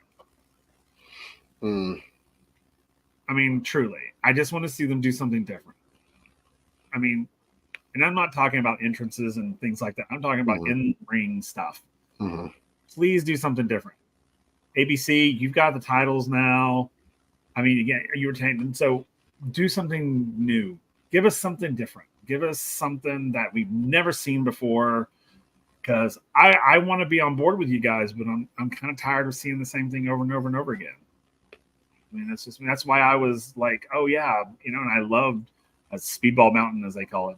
I love their work together, and I'm like, ooh, that they have two unique styles, and it's fun to watch. That's my thing. And then watching the Grizzled Young Vets in this match, I was like, ooh, that's new. I like that too. Yeah. But watching Rascals and ABC, it's like, oh yeah, there's your moves. Okay, yeah, you do that. Yeah, you guys do that. I see that all the time. We know that Rascals are going to, they all just have their own, they have their moves that they do every time. And I'm just like, okay, I see that you can do those, and that's amazing. But what else can you do? So that's just it. But this match was incredible. It was again amazing. All of these folks were on point. You know, Mike Bailey was all over the damn place as usual, and his speed and he's just great and fun to watch. And then the Grizzled Young Vets, man, talk about brutal. Their style is so brutal. It was so awesome to watch. So I had a great time. This is a super fun match. Super fun. I really, really enjoyed this match too. I still am of the mindset I'm bummed that Trent couldn't be there because I really wanted to see Speedball Mountain in action here. Mm-hmm. Anytime we get a fatal 4-way, my favorite part, and I don't care if it's a cheap pop, when we enter the final stages of a fighting game and everyone just spams finishers left and right. Yeah. It's so good. What I'm hoping from this, though, is because the Rascals took the pin in this match, I hope, at least for a little bit, we can kind of keep the Rascals busy. Well, I mean, technically they're going to be busy because we got an announcement for a match happening at Snake Eyes between a certain Zachary Wentz and a new signee, which we'll talk about later. But this match was a lot of fun. And I'm excited. Hopefully, we still get to see more Speedball Mountain since, we were travel issues deprived us of that for this go around. But just the prospect of Speedball, Mike Bailey, and Trent Seven and being in TNA together is, I'm so ready for this. This is going to be so good. So before we get into the next match, this is where we get another confirmation for another signee. Formerly known as Dana Brooke, we got to see the first visual representation of Ash by Elegance, who is now a new knockout in the division. Listen, I'm excited to see Dana Brooke here in TNA. I feel that main roster didn't know what to do for her all those years. And then she actually started to have a really good thing going with her as Mean Will cover NXT. She got paired up with Kalani Jordan in NXT. And they had a fun story, and then she got released, and I was like, well, that sucks. And then they kind of put Kalani back at it, thrown at the back of the line, kind of, unfortunately. But then Kalani is slowly getting back there. But I think Dana is talented. I don't understand the hate for her on the internet. It makes no damn sense to me. But I am here for this Ash by Elegance character. Like, I don't care. Is it corny? Yes. Do I think it's going to be amazing? Hell yes. Yeah. Dana Brooke was always someone that I felt that got, like, when I saw her, because I wasn't there after when she had made her debut, so I had caught her as she had been wrestling for a little while, and people always bashed on her, and I saw her and I was like, I mean, she's not the greatest, but she, from what I had already understood, she was pretty new to it. And so she was learning, and she was better than a lot of people made her sound, and she was getting better and better. You could see how she was changing as a wrestler. She was someone that I thought had WWE actually done well with their tag team titles, that she's someone that could have excelled really well as half of the right tag team. But to see her here in TNA, I think they're a company that will do her right. And she's an interesting addition. I think there's some good matchups she can have with some of the top stars in the Knockouts division. And I'm interested to see what Ash by Elegance is all about, because it could be an interesting dynamic to add in with some of the other competitors. Her and Giselle Shaw would be an interesting face-off. Oh my gosh, I am so here for it. It's like, who's more bougier? yeah, exactly. So yeah, it's fun. It's cool to see that stuff. And I think, Will, you were the one that said it earlier, is I hope that we're going to continue getting some more of these big announcements, even if they're just TNA people that we haven't seen in a while, that we're like, all right, cool, they're making a comeback, or they're getting a rebrand, or they're partnering up with people, or they were a tag team and now they're like, it's an individual thing. Like, I want to see some of that stuff. Like, Decay was a great start for that kind of thing, and we got some really good signees and announcements for some other competitors too. So I'm pumped. I'm excited. Absolutely. This was a good addition. Yep. Okay, so I'm gonna get emotional talking about this next match. So in our semi-main event, Can't do it. um, Yeah. oh my gosh, in No, our I'm semi-main, kidding. in our semi, Will's like, I'm done. We're not watching TNA no more. Just kidding.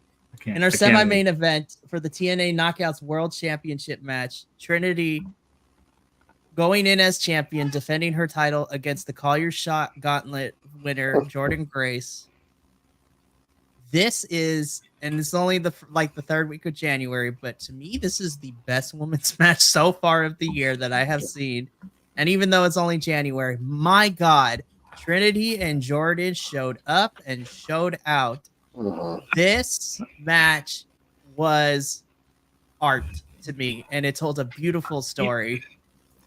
You know, I am not unhappy with the outcome of this match at all. You know, we all knew it was coming. We knew it was going to happen because it had to. It was, even if all the rumor mill was not going, it made sense. It makes total sense that the outcome, the way that this ended, is the way it was supposed to end. And I was telling the guys, for those of you listening, I only picked Trinity to win this because I've been there since she's been here, and I'm a total glow girl, man. Let me tell you, I'm a glow girl, and I picked her because I had to. I had to be with her to the very end. I just couldn't go against it. And even though, if it had been anybody else, I would have picked Jordan Grace, because I think Jordan Grace is the perfect person to carry this mantle forward for TNA. I think, because she came back into Impact, she came in strong, and they were, and I was like, yes, this person right here should be the successor if Trinity ever vacates this title, or needs to lose the title. This is who should do it, because I think she will represent TNA perfectly in the women's division. I think she's the perfect, like, poster child, dare I say, of women's sort of wrestling. And I loved it. And I loved, like I said, I hated the outcome because I knew what it had to be, but I loved it also because I knew that who took over was the right choice. And I'm 1,000% behind them. 1,000%. And I cannot wait to see where this title goes. I cannot wait to see where this title goes. So, yeah, it was a sad night, but yet it was very happy. And this was a damn good match. Yeah, a damn good match. Yeah, this was probably my match of the night, because wrestling wise, it was up there with all the other top. Like, I think I had 5 matches that I gave about the same ranking to, because they were all just nearly perfect for me. They were entertaining. They told stories. I was into it. I never had a moment of, like, even just a moment to breathe. I just felt like I was constantly going with them, and this match kept that going. We got to see the powerhouse that is Jordan Grace, and how Trinity, got to use her technical style, some of her own strengths, some of her ingenuity and ring intelligence against Jordan, as well as Jordan not just being the powerhouse, but being a really good wrestler too. Yeah. So, you add all that together along with the story, like Trinity being this champion for so long, defending it constantly, facing legends, being in the ring with them, being recognized by legends like Gail Kim and Mickey James, and like kind of them going like, yeah, no, you're one of us. You are one of the TNA legends. Like, when it's your time to be a legend, you will be in that category. And so seeing her in there, but then Jordan Grace on the other side, who came back to TNA, returned to action, I guess, looking great, winning some big matches. She teamed up with Trinity at one point, and they looked great together. The fact that she won the Call Your Shot Gauntlet, she's always out here just like being firsts at everything. And so to call out that title, this was like a perfect culmination of these two storylines. And Will, to your point about Jordan Grace and holding this title, I feel like Jordan Grace is kind of like a Josh Alexander. They're this new generation of TNA stars. Like there are people in TNA who either wrestled for other companies or will wrestle for other companies at some point, and they may come back to TNA. But we've got the people like Eric Young, Alex Shelley, Chris Sabin, that were these like kind of staples of TNA, and that's like we associate their career with TNA. And they have a certain loyalty to that company that's unlike a lot of other people. And I feel like Jordan Grace and Josh Alexander are that like new generation of those people. And so I feel like for her, not only are these huge like just milestones in general, but they hold a certain amount of like extra like honor for her and respect to hold those titles and hold those accolades. So it just feels like a really great moment. And so I think all that stuff combined is what made this match of the night. Man, like there's nothing else I can add that hasn't already been said to this match. And I'm leaning this towards also being my match of the night as well, but and not to say like what I'm about to say be a bash at anything else or even to this match, but this was, for me personally, this was really hard for me to definitively say, okay, this was the easiest match of the night, because every single match on this card delivered in everything that we talked about and wanted from all these matches when we got them announced. So this is my match of the night, but this was still really hard to pick because every single match was just that good. And it was so good. And for me personally, too, just to kind of close out before we get into our main event, Jordan is such a good example of a company putting stock and putting their 100% and belief behind the talent. And Jordan Grace is an example of that because Jordan continues to break boundaries and records in TNA. She is the first knockout to win the Call Your Shot Gauntlet, which got her this match against Trinity. She was the first digital media champion and had a really fun feud with Matt Cardona when they were going back and forth in TNA last year when she held that title. She finally got her win against Deonna Purrazzo early, like halfway through last year in 2023, which is an opponent that still haunted Jordan Grace to this day because she lost every single encounter she had with Deonna. And after 3 failed attempts, she finally got a win over her at Victory Road. So that was a beautiful thing. And then on the flip side of this story in the ring too, you have Trinity, who came in and just organically became a superstar immediately from her presence, from her mic work, the improvement of her in-ring ability, being able to pull out submissions that we haven't seen from her before. And in the short run that Trinity has had, she is a legend now, as Andrew was stating, because she had a trilogy with Deonna Purrazzo, who is like one of the top women, in my opinion, right now in this current day of women's wrestling. She got to face against the legendary Mickie James, and not many women can say that because Mickie is that girl, has been wrestling for a long time. She got to team with Awesome Kong and Gail Kim in that multi-woman match at the 1000th episode of Impact Wrestling. And again, she only gets to share that with Jordan and a few other women who were in that match too. And, with the rumor mill being that she is supposed to report back to WWE really soon, though on her Twitter, she wants a rematch with Jordan. So who knows what's happening with all that. So I have to say, both of these women, the stories that we got from pretty much, they were on the same path at the same time, because Trinity's debut also is when Jordan kind of came back from hiatus too, and when she took her break.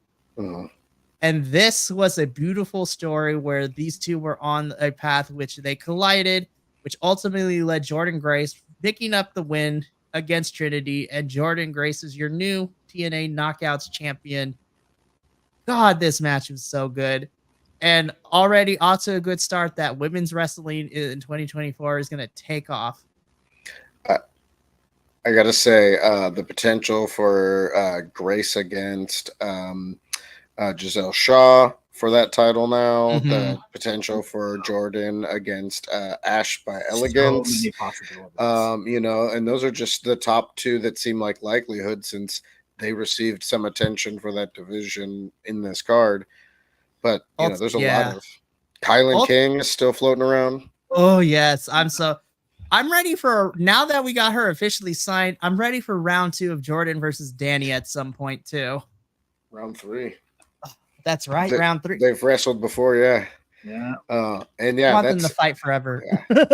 I want to see Danny Luna like march up those rankings a little bit to get to Jordan Grace so she can be like, you've beat me before, but you know, I've been working. I'm here. I think I'm ready I got again. Some experience behind me. I'm coming for you. And you also still have some pretty formidable foes in the ranks, like Tasha Steeles is still, and like don't count her out. You have Giselle Shaw, as we talked about. I don't know how Alicia Edwards. Yeah. She's got the system now. Yeah, and honestly, I would love to see Zaya Brookside at some point go up against Jordan too, because those styles of matches would be so fun. And the Knockouts division is set to have such an incredible 2024. And I can confidently say, though, I'm hoping I don't have to eat crow when we revisit this pay-per-view down the line. But I can confidently say I'm not worried about the Knockouts division because TNA has consistently used them properly, has booked them properly, given them really fun stories and all this. And so I'm excited to see where the Knockouts division goes, especially in this title picture for them. And then we go from the Knockouts title picture to our men's title picture, because then we get to our main event or the Impact World Championship. Alex Shelley defending his title against the Feaster Fired winner of this match, who got a championship match, Moose. Jesus Christ, Sweet Dragoon on a cracker. Holy crap, man. 21 minutes of just sheer nonstop craziness. Like, holy crap, man. This was a good back and forth between both of them. And I honestly, as the match kept going, I honestly did not know who was going to walk out of this one as champion, because both of them brought everything they had to this match, man. All I got to say is, you know, for my issues with chop fests in certain matches, Moose, it's like getting hit with like a cricket paddle on the flat side. His hands are so big. Like, it wasn't a slap to the chest. Like, it didn't even have that sound of a slap to the chest. It was like thuds, like leathery thuds against Alex Shelley's chest. So hard. And I loved watching Alex Shelley trying to figure out how to take down this like man mountain that he was facing off against. It was great. It was really, really good. I think it surprised me in a lot of ways. This was, my goodness, the chops between the back and forth. Alex Shelley being able to have to work a little harder, but throwing Moose around the ring too is no small feat as well.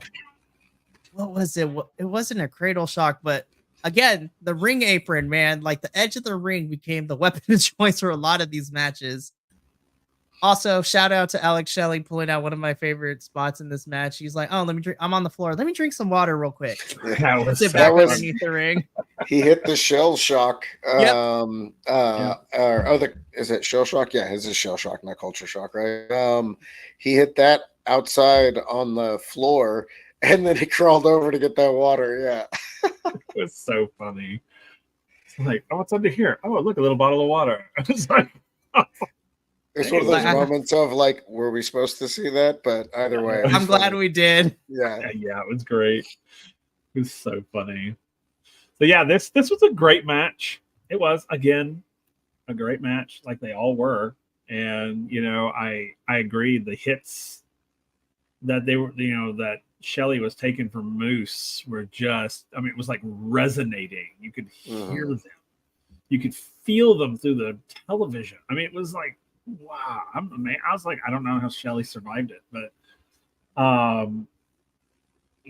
going into this match, though, I had my suspicions because of the announcement of the new faction. I was like, oh, okay, well, there we go. That told me right there that Moose is going to win this. And of course he did. That doesn't make the match any less because the brutality was amazing. It was just so, the moves were incredible. Everything that these two men did. I mean, again, it was tearing each other apart any way they could. I mean, because Shelley knew he had to. He's like, this guy is just a mountain. I gotta weaken him somehow. And that's how you do it. I mean, the sheer strength and power that Moose carries. I mean, yeah, you got to find a way around it. Yeah. You got it. And Shelley tried. He did, and I'll give it to him.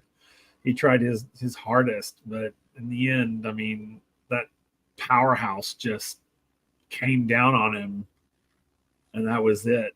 I was like, oof, man, it's gonna hurt tomorrow. I gotta say they did a good job of, I talked about it in the predictions. I had thought that when Moose won this, that won the Call Your Shot Gauntlet, or not Call Your Shot Gauntlet, the Feast or Fired briefcase, and then Alex Shelley beat Josh Alexander. I thought Moose was going to take this title, but then as some of the matches and things happen in between then and lead up to this match, I thought Shelley might come out with it. And then they kept it going because obviously we saw the system come out. But then, so we're like, okay, now we're going to see the obvious distraction by the heel faction. But then Shelley, we forget that Shelley had two of his best friends there. So they came out to help. So then it was like, oh, we're going to see the flip around distraction. And then that's going to get him the win. And it was nice because they got away from that because they continued to wrestle for a good amount of time after those distractions. Oh, yeah. So it was almost like, okay, well, that was just because we thought you might expect it, so we got it out of the way. So now you're not sure. Like, are we going to go with what we can expect, a traditional kind of finish for this, or are you going to swerve us, Yeah, it was funny when Eddie and Brian came out to just and Sabin, and it was Kushida came out and and literally like shooed them back. Yeah, it was so funny. It was so funny. There were so many great moments in this whole evening, like little moments like that just added to it. It was one of the, and I agree with you. It was like, ooh, is this are we gonna? Is he gonna win because shenanigans happened, or is he gonna win legitimately? Or is someone gonna win legitimately, or is someone gonna win because shenanigans?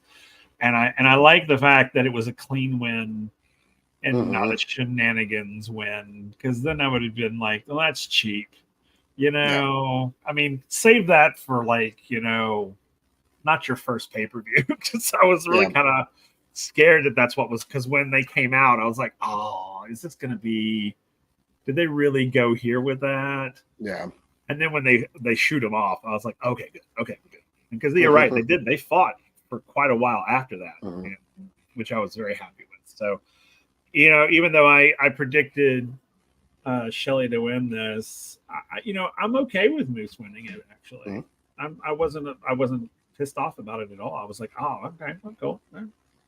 It's it's funny. I think it's sort of the theme of the evening, how everything's going in a different direction, and I like that. Even though they may not be my most favorite characters, I still like the fact that that the good guys don't always win. And I like that. I really like this match a lot.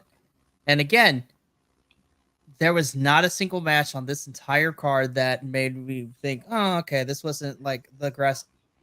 Holy crap, man. I was just like, Final Resolution was cool for what it was when we had it, and we kind of knew that going in. And while we didn't really necessarily doubt that Hard to Kill would be great, we did talk about, was like, well, all we're getting matches, but we're not really getting build up. Also, by the way, the video packages for before most of these matches happened too, I was like, where were these during the clip show? Like, they should have but in hindsight, I'm kind of glad that they waited until the pay-per-view to show us these. The knockouts one before Trinity and Jordan's match with like the elements and the like iron sharpening iron narrative they were telling. I was like, oh, so beautiful. But as we said before, Moose is our new Impact World Champion. And so the system comes out, they come and celebrate with Moose, like they're on the ramp and everything. And we're just like, oh, okay, so this is how. Nope, hold up, wait a minute, what is happening?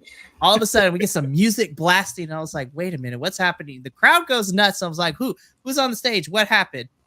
We pan over to the stage and the big old Titantron. The music's hitting. We see red, and then all of a sudden, for both of us, and like the watch along on Patreon shows all of our reactions, but specifically me and Andrew is like. Me and Andrew turned into 3-year-olds once again because Nick Nemeth's name pops up on that Titantron, and I was losing my mind. And you might be asking yourself, wait a minute, why does that name sound familiar? Well, because it is this man right here. Holy crap. Nick Nemeth, which pops up behind Moose. They have a stare down. Moose tries to take out Nick Nemeth. Nick Nemeth hits his finisher, which in the former company he was with, it was called the Zigzag. Don't know how he's going to call it here, but I don't care. So we're like, okay, he's a free agent, so he's going to be here for a little bit. He's probably just popping in for a couple matches because, he's about to face David Finlay over in New Japan at New Beginnings in Osaka in February. But no, we got the best thing ever because he hops in the crowd. He celebrates with the crowd. He's wearing a tank top. And at first I was like, oh, wait, he's having trouble ripping off his tank top. Is he about to rip off his shirt? And like most wrestlers do, he rips off the tank top he was wearing. And underneath is this TNA tank top. And we got confirmation that Nick Nemeth is signed to TNA. And oh my God, this was the big signing that was teased for the last couple of weeks that we were getting. Holy. All right, then Mikey, you got to calm down because I'm about to lose my mind like I did last night. This is what I wanted, but was afraid to hope to get. Because I didn't want to have hope that this would happen for fear of I was like, no, it's not gonna happen. It's too much. It's too much.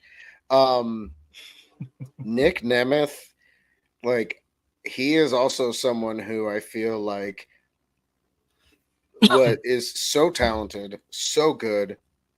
He is such a professional. He sells for everyone. I mean, he's a guy who has montages of him selling people's moves as the greatest way ever. This guy was a company man. He did whatever was asked of him, no matter what. He was always great at it. He was someone that deserved, I think, so much more than he got. And I feel like TNA is a place where Nick Nemeth can hold that TNA world title and be the respected world champion that he deserves to be, and that can make TNA world title even more than it is. He adds to the lineage with Moose and Alex Shelley and all of the people that came before that. He is the perfect caliber to be up there and really step into and up with everything else that's happening in TNA. I love this so much. He's going to be so entertaining in everything that he does. Such a great addition to TNA. And the knockout title match was my match of the night. This was my moment of the night. This was my highlight of the night. I was so excited. It was such a great way to end the card, getting to have this be the big moment. Yeah, I can't wait to see where this goes. I would definitely not hate if Ryan got released from where he's at, or at least got a hall pass to come on over and play with his brother for a little while in TNA, and maybe some of his other buddies. So I'm excited for this. This could be, I think, this really, the possibilities of where TNA could take us with all the things that happened tonight were exciting.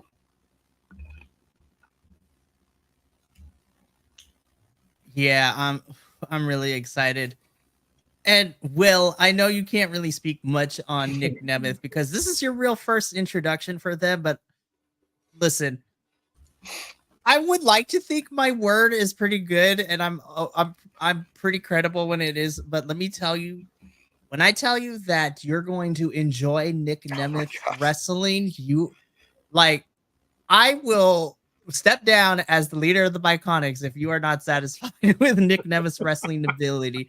Like, I put my there are very few wrestlers I put my reputation on the line as a wrestling fan and a so-called wrestling expert, as I put that in air quotes. But Nick Nemeth is that dude, and it's not just hyperbole. I am excited for you to see, how he wrestles. It's so good. And honestly, it's a smart move because we also got the announcement on social media that at the tapings for Snake Eyes, Nick Nemeth will be going up against Zachary Wentz. And honestly, that is the best opponent to showcase what Nick Nemeth can do because their styles are so similar. It's going to be so good. I'm so excited. Yeah. Of course, there's a part of me that always had, like, there's a part of me that has to like Nick Nemeth because he took so much inspiration from Shawn Michaels that I'm like, yeah, I see that. And like, I have to appreciate that because I'm such a Shawn Michaels fan. But also he's one of those people. And I think, I love when we get to know this about the wrestlers is Nick Nemeth is a wrestling fan and he genuinely enjoys the fact that he gets to be a professional wrestler. Like it just gives you that extra appreciation and connection, and like you just appreciate it for them that they get to do this stuff, and you appreciate it when they get appreciated by the places that they work. So yeah, he's just entertaining in everything that I've ever seen him in, and I'm so pumped for this to see who's the Nick Nemeth that we get in TNA. I am super excited. Like, honestly, leading into Hard to Kill and then all the new people that we got for, during the show of who's going to be signing to, like, the newest signees is Ash Bael again, Zaya Brookside, Nick Nemeth. And that's not counting all the people that we didn't even get to see at Hard to Kill, like Kylan King, Sonny Kiss. Like, we got to see Joe Hendry, which just makes me happy to see that he's going to be sticking around for a little bit. And then you have the other people like Diener and Khan hanging out in the wings somewhere. Like, I am super excited. I cannot wait to see all this, man. And you know what? With, Nick Nemeth jumping in the audience, that's how Hard to Kill goes off the air. And what I love is that at the end, when we get the logo of TNA, I love that it's a nice little touch, and I appreciate it. It says, "We'll see you at the next event, No Surrender," and then the date for No Surrender, which is in February. So good. And then, of course, it was announced earlier in the week, but we got reiteration today that at the Snake Eyes taping this week, I'm not ready for Thursday, you guys, because holy crap, the people we're going to see on this first of the 2-week episodes that we're getting for the Snake Eye tapings is going to be Osprey, Okada, Grizzled Young Vets, and Vikingo. And I was just like, damn, TNA is just out here stomping on the necks of other promotions. Okay, so before we get into our ratings, I got to share this with the boys. I didn't tell them this yet, but earlier today, I was reviewing AEW Collision with one of our other hosts, Luis, And before we started recording, because I saw his video he did on TikTok talking about how TNA is also stomping on the necks of other competition. And he actually sat down, not knowing who anybody was. Well, he knows some of the wrestlers, but not really knowing all the history behind leading into Hard to Kill, like we've been doing for the last couple months or so. And he is like, all right, I got to start watching TNA because it is a fan. We're converting our hosts, you guys. That is a success to me. Like, we're slowly going to get everyone to watch TNA. Yay. I am so excited because if this is how we start 2024 with TNA, I cannot wait to see what other crazy stuff they end up doing for you know, the whole entire 2024. And even though No Surrender and Sacrifice are going to be the monthly specials, this is how Hard to Kill is. I'm already looking forward to the next tentpole of Rebellion in April, man. Like, holy crap. Oh my gosh. I'm excited for the weekly shows too. Like, you know, they do a good job of mixing in these like after pay-per-view recordings that we get to see, along with in like more of the regular weekly show stuff. And for the most part, especially since Bound for Glory, they've done a really good job of building up a lot of their people. And I feel like TNA does a pretty good job of keeping a small locker room. Like, they've got their core group of people, and that's all of their main wrestlers. So we get to see a lot of them, and people get chances to shine. And then they just spice it up by bringing in these other wrestlers, like this deal with AAA, opening the doors for wrestlers from other countries like Japan and Europe and stuff like that. So I think they do a really good job of mixing those flavors in. So I'm pumped. I think we could see some really, really big stuff, especially with this being the return of TNA. I think they're gonna try and go for some big things, but it feels like they're doing them in really smart ways for longevity and to like really do well by the company and the performers and the fans. So I'm excited for TNA. I think 2024 is going to be the year of TNA. I am speechless. Like, there's always small moments, you know, it's only really been the last 3 years I have gotten super invested into wrestling. And, you know, honestly, that was partially due to the fact that there was nothing else to do when the world shut down and we were all stuck in our houses for a good chunk of 2020 and 2021. And wrestling became that thing. And I shared this on multiple reviews, and I've shared this on our podcast too. And stay tuned because there's going to be a video coming out sometime this week to kind of, you know, something new we're going to try out here. But having that during the pandemic, and also the story behind why it meant so much to me, because this was something that I shared with my grandma before her passing. And so honestly, if it wasn't for her, I don't think Biconics 2.0 would exist as it is now, but because of that, I'm super excited. But yeah, so that video is coming out to go into more detail, but I have never felt this excited about a company the way that TNA has made me excited. You know, going from when I started watching religiously 2 years ago and to follow everything up to this point, and, you know, fighting off, you know, being called little indie promotion and no one taking Impact and TNA seriously.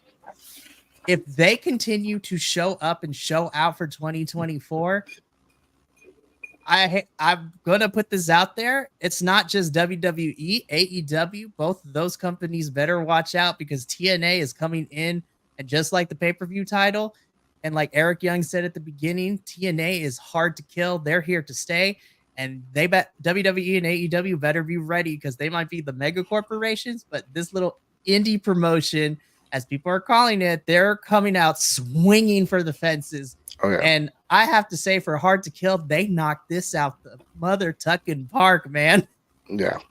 Holy crap. So, all right, now the moment of truth.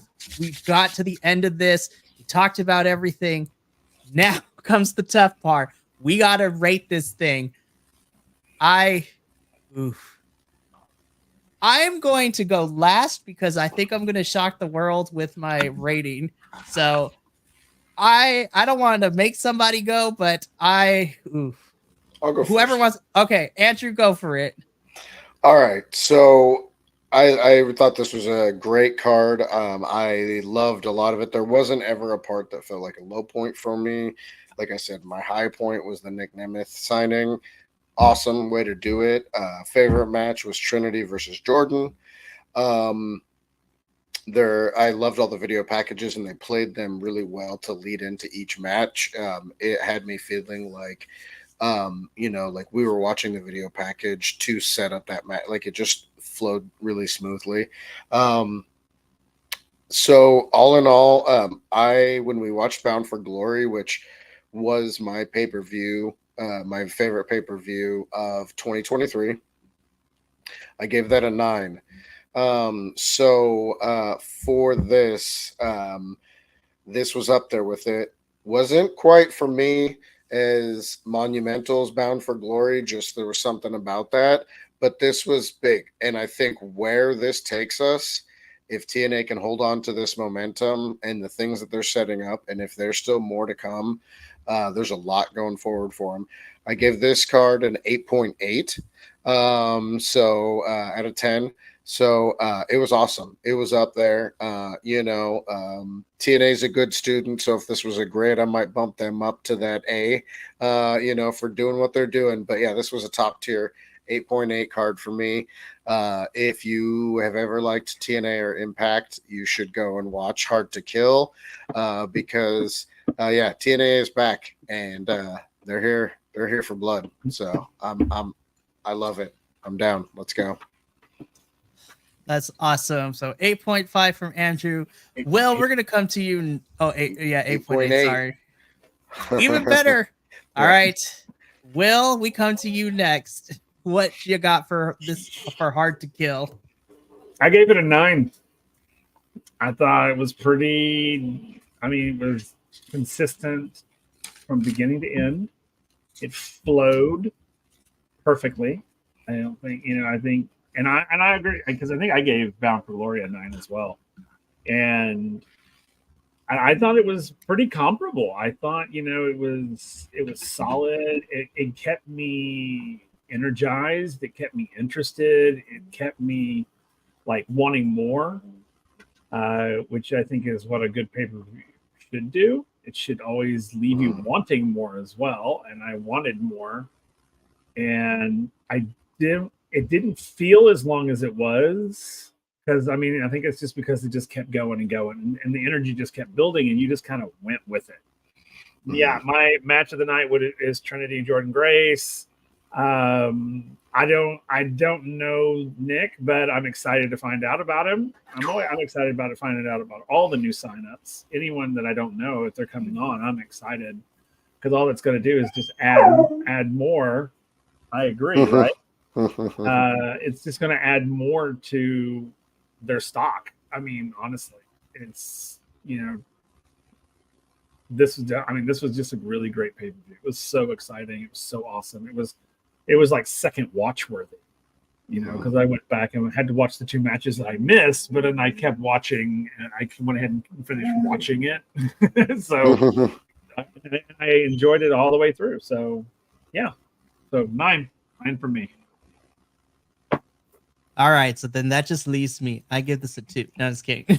Whoa! No, absolutely not. If I ever said that, like, I need y'all to like take me out, like, Mike is going full heel. No.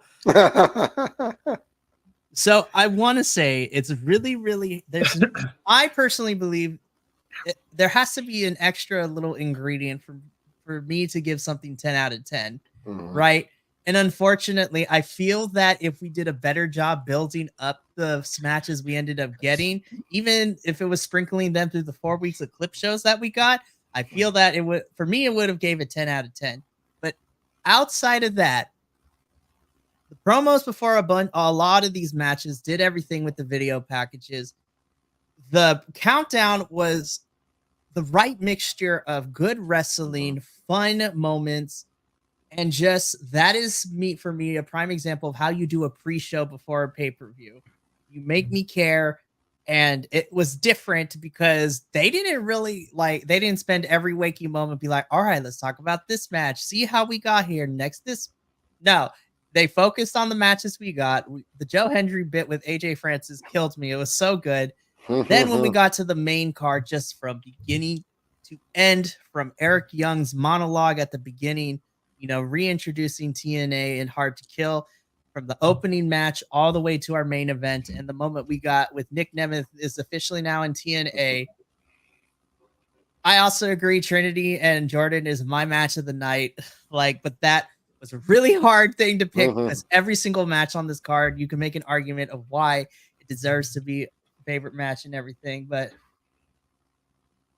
with that all being said, even though I wish we had more story build towards this, that is something that I can bypass because, again, TNA swung for the fences. They knocked it out of the ballpark and into the stratosphere with this one. And I don't care what anyone says. I am giving Hard to Kill a 9.8 out of 10 for me. And this is the highest grade I have ever given a single pay-per-view since starting Biconics. And that's really tough for me because I gave a 9.5 to Bound for Glory, and that was also really good. There is an argument to be made because Bound for Glory and Hard to Kill, if this is the level of quality we're going to be getting for the tentpole pay-per-views for TNA, I will stand on my soapbox with my other compatriots here, and I will shout to the rooftops that I need people to start watching TNA because they're coming. They're hungry. They got nothing to lose at this point. So everybody better watch out because, oh my goodness, this is a prime example of why I love professional wrestling. Yes, internet and the people who says it's fake, you know that? I'm like, of course I know it's fake, but you can't tell me after watching Hard to Kill, you gotta admit that is some amazing work. Oh, I am so ready for the weekly shows to come back and the next set of pay-per-views we got for TNA to lead into the road to Rebellion. I'm so pumped for this, but yeah, 9.8 out of 10 for Hard to Kill. This, I was smiling from beginning to end, and then it took me a couple hours after we logged off to let the adrenaline wear off so I can actually go to sleep because, again, this is why I love professional wrestling, and it just made me smile because I was like, this is why this is why we do the things we do, man, like for reals. Oh my goodness. Gentlemen, we spent 2.5 hours reviewing this pay-per-view, and honestly, I love all 9 boys that we have here at the Biconics, but I wouldn't have it any other way, and I'm so happy that you are my TNA co-host because it was a journey to get here because when we started Biconics, I was doing TNA and NXT by myself as the sole reviewer. And then Will jumped on, and then we got you, Andrew. And honestly, and my other co-hosts, I love y'all. Like each team brings something different, but this is probably my favorite crew to review with because TNA constantly is giving us good wrestling, and I'm hardly ever disappointed with TNA. Oh my goodness. Oof. But that brings us to the end. Will, Andrew, congratulations. Y'all made it through your first live stream pay-per-view review, guys. And that is no easy task because we spent 2.5 hours on this thing. And we're about to be back here next month. Oh yeah, so we're gonna be back with the TNA boys. We'll be back for another live stream pay-per-view review towards the end of February when we cover No Surrender. I'm so excited. But that is going to be it for this live stream. Now to do the housekeeping, you can see an edited version of this review pop up later this week, but also make sure to hit that subscribe and bell notification on YouTube and check out everything else we got going on. We pretty much review almost all of the weekly shows. We do all the pay-per-view reviews when we can. And we also have some fun out of context shorts, that you could check out there. Also, stay tuned, like I said, because we're going to be uploading different kinds of videos that outside of our normal reviews to kind of let you get a little sneak peek behind the curtain and get to know us a little bit better. So I'm excited for that video to come out. If you want to get up to date with everything, make sure to follow us at BC WrestlePod all over the social medias. We have a Patreon where you can subscribe to see our exclusive watch-alongs and exclusive never before seen content. So if you want to watch our reactions and watch three grown men act like little 5-year-olds during Hard to Kill, you need to go subscribe to the Patreon and watch that. It's such a good time. And then, of course, you might be asking yourself, well, what if I can't dedicate time to watch everyone's beautiful faces? Well, I'm glad you asked, because we also have our audio podcast version, not only of our podcast episode of the Biconics Wrestling Podcast, but we also have the audio versions of the reviews as well. So it doesn't matter what your favorite podcasting network is, subscribe and just listen to us and let our faces for radio take you on a journey. It is a beautiful thing. But that is going to be it from myself, Will, and Andrew, and as well as the rest of the Biconic boys. Remember, take care of yourself, love one another, and as always, stay Biconic, you beautiful bastards. We'll be back in 2 weeks with the next pay-per-view review when we review the Royal Rumble for WWE. Listen, this is a Big Four pay-per-view for that company, and it's about to get turned. So, until then, we'll see you later. But as always, ta-ta for now.